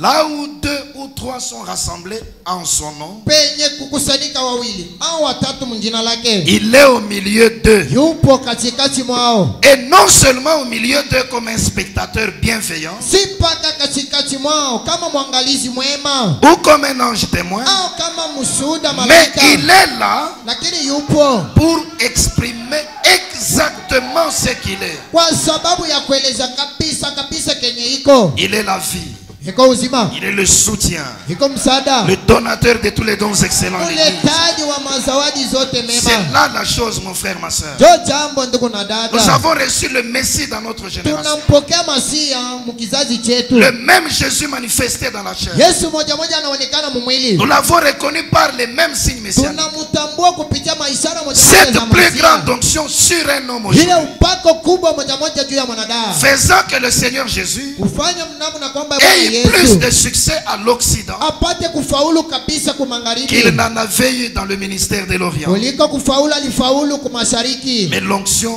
avait un but. lakini upako ilikuwa na sababu, C'était de te sauver, ilikuwa ni kukuokoa de t'amener dans l'union invisible avec Christ. na kukupeleka kumungano usioonekana na Cette Kristo. onction avait un but. Hii upako ilikuwa na sababu, C'était de te guérir de ta maladie. ilikuwa ni kukuponya toka magonjwa yako, C'était de rendre normale ta vie qui a été ruinée. ilikuwa ni kutengeneza ama kurudisha musawa maisha yako C'était de te iliyoharibika, guérir parfaitement. ilikuwa ni kukuponyesha kabisa De kabisa, délivrer totalement ton corps. kukufungua ama kuponya mwili wako De kabisa délivrer kabisa, ton esprit. ufungua uro Et wako de délivrer parfaitement ton âme. na kufungua kabisa kabisa nafsi yako. Est-ce que les buts de l'onction ont déjà été atteints dans ta vie? Eti maishani mwako sababu ya upako lishaifikia, Est-ce que tu es sauvé? eti Est-ce lishakokolewa, que ta vie prouve que tu es uni à la parole? maisha yako ipate kutisha kwamba kuna neno. Quand on voit des frères qui boivent encore, Tukione mandugu weko natumia tena qui pombe, fument encore, weko natumia sika, qui se prostituent en cachette, weko na sharatika mmoficho, voyez-vous? unaona Des frères qui détournent encore l'argent des autres. wanduku weko na korofya franga ya watu, Est-ce que vous êtes sauvés? eti unaokolewa. À quoi aura servi cette grande onction dans ta vie? upako kubwa itakusaidia kunini Quand maishani mwako. toutes nos sœurs du message n'ont plus les cheveux naturels, Wakati wadada wote wa ujumbe hawana tena na nywele yao ya on ne fait kiasili. qu'ajouter des choses. Beko mpaka naongeza vitu. Toutes les jupes commencent à devenir courtes aujourd'hui. Marinda yote iko nafupika leo. Voyez-vous? Unaona? Des habits transparents aujourd'hui. Mavazi zenye kuonesha ndani Des leo. habits qui serrent le corps. Mavazi ziko na bana mwili. L'insolence dans la bouche des croyants du message. Usemi mbaya kinywani mwa muamini. On ne sait plus être en communion. Atujue kushiriki. Est-ce que l'onction messianique a atteint son but? Eti mafuta ya upako ya Masia inafikia sababu maishani mwao. Le corps n'arrive pas à tenir debout. Mwili haiwezi kusimama La bwana. maladie tout le temps. Magonjwa kila wakati. Mais cette onction messianique Lakini upako wa Masia devait te guérir. ingepaswa kukuponya. Pourquoi jusque-là tu n'es pas guéri? Mbona mpaka na hapa hujawahi kupona? Pourquoi jusque-là ta vie est misérable? Mbona mpaka na hapa kupaka mnyonge? Alors que les dons divins Wakati zawadi ya Mungu qui lui avaient été donnés par l'ange yenyewe ilipewa na malaika étaient destinés à te bénir. ilikuwa ya kukubariki. Mais pourquoi tu manques même la nourriture? Lakini mbona unakosa hata chakula? Voyez-vous, nous avons un travail à faire. Unaona tuko na kazi ya kufanya. Au lieu de perdre notre temps à des choses qui n'ont aucune importance, Pali pa kuponda wakati mu vitu vya bure. soyons à genoux dans la prière. Tuwe magotini katika sala. Réclamons les avantages de l'onction messianique. Tutae mafaida ya upako.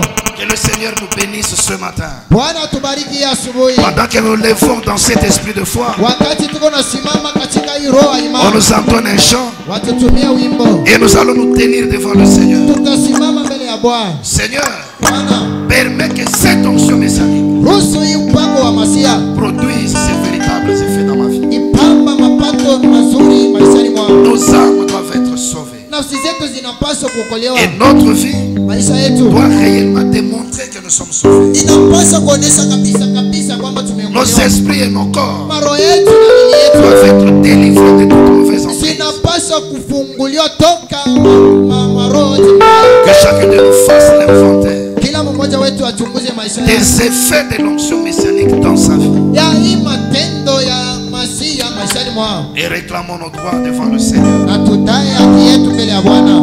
Nous allons chanter dans l'esprit de méditation. Tutaimba katika roho wa mafakara. Et nous allons tous parler au Seigneur.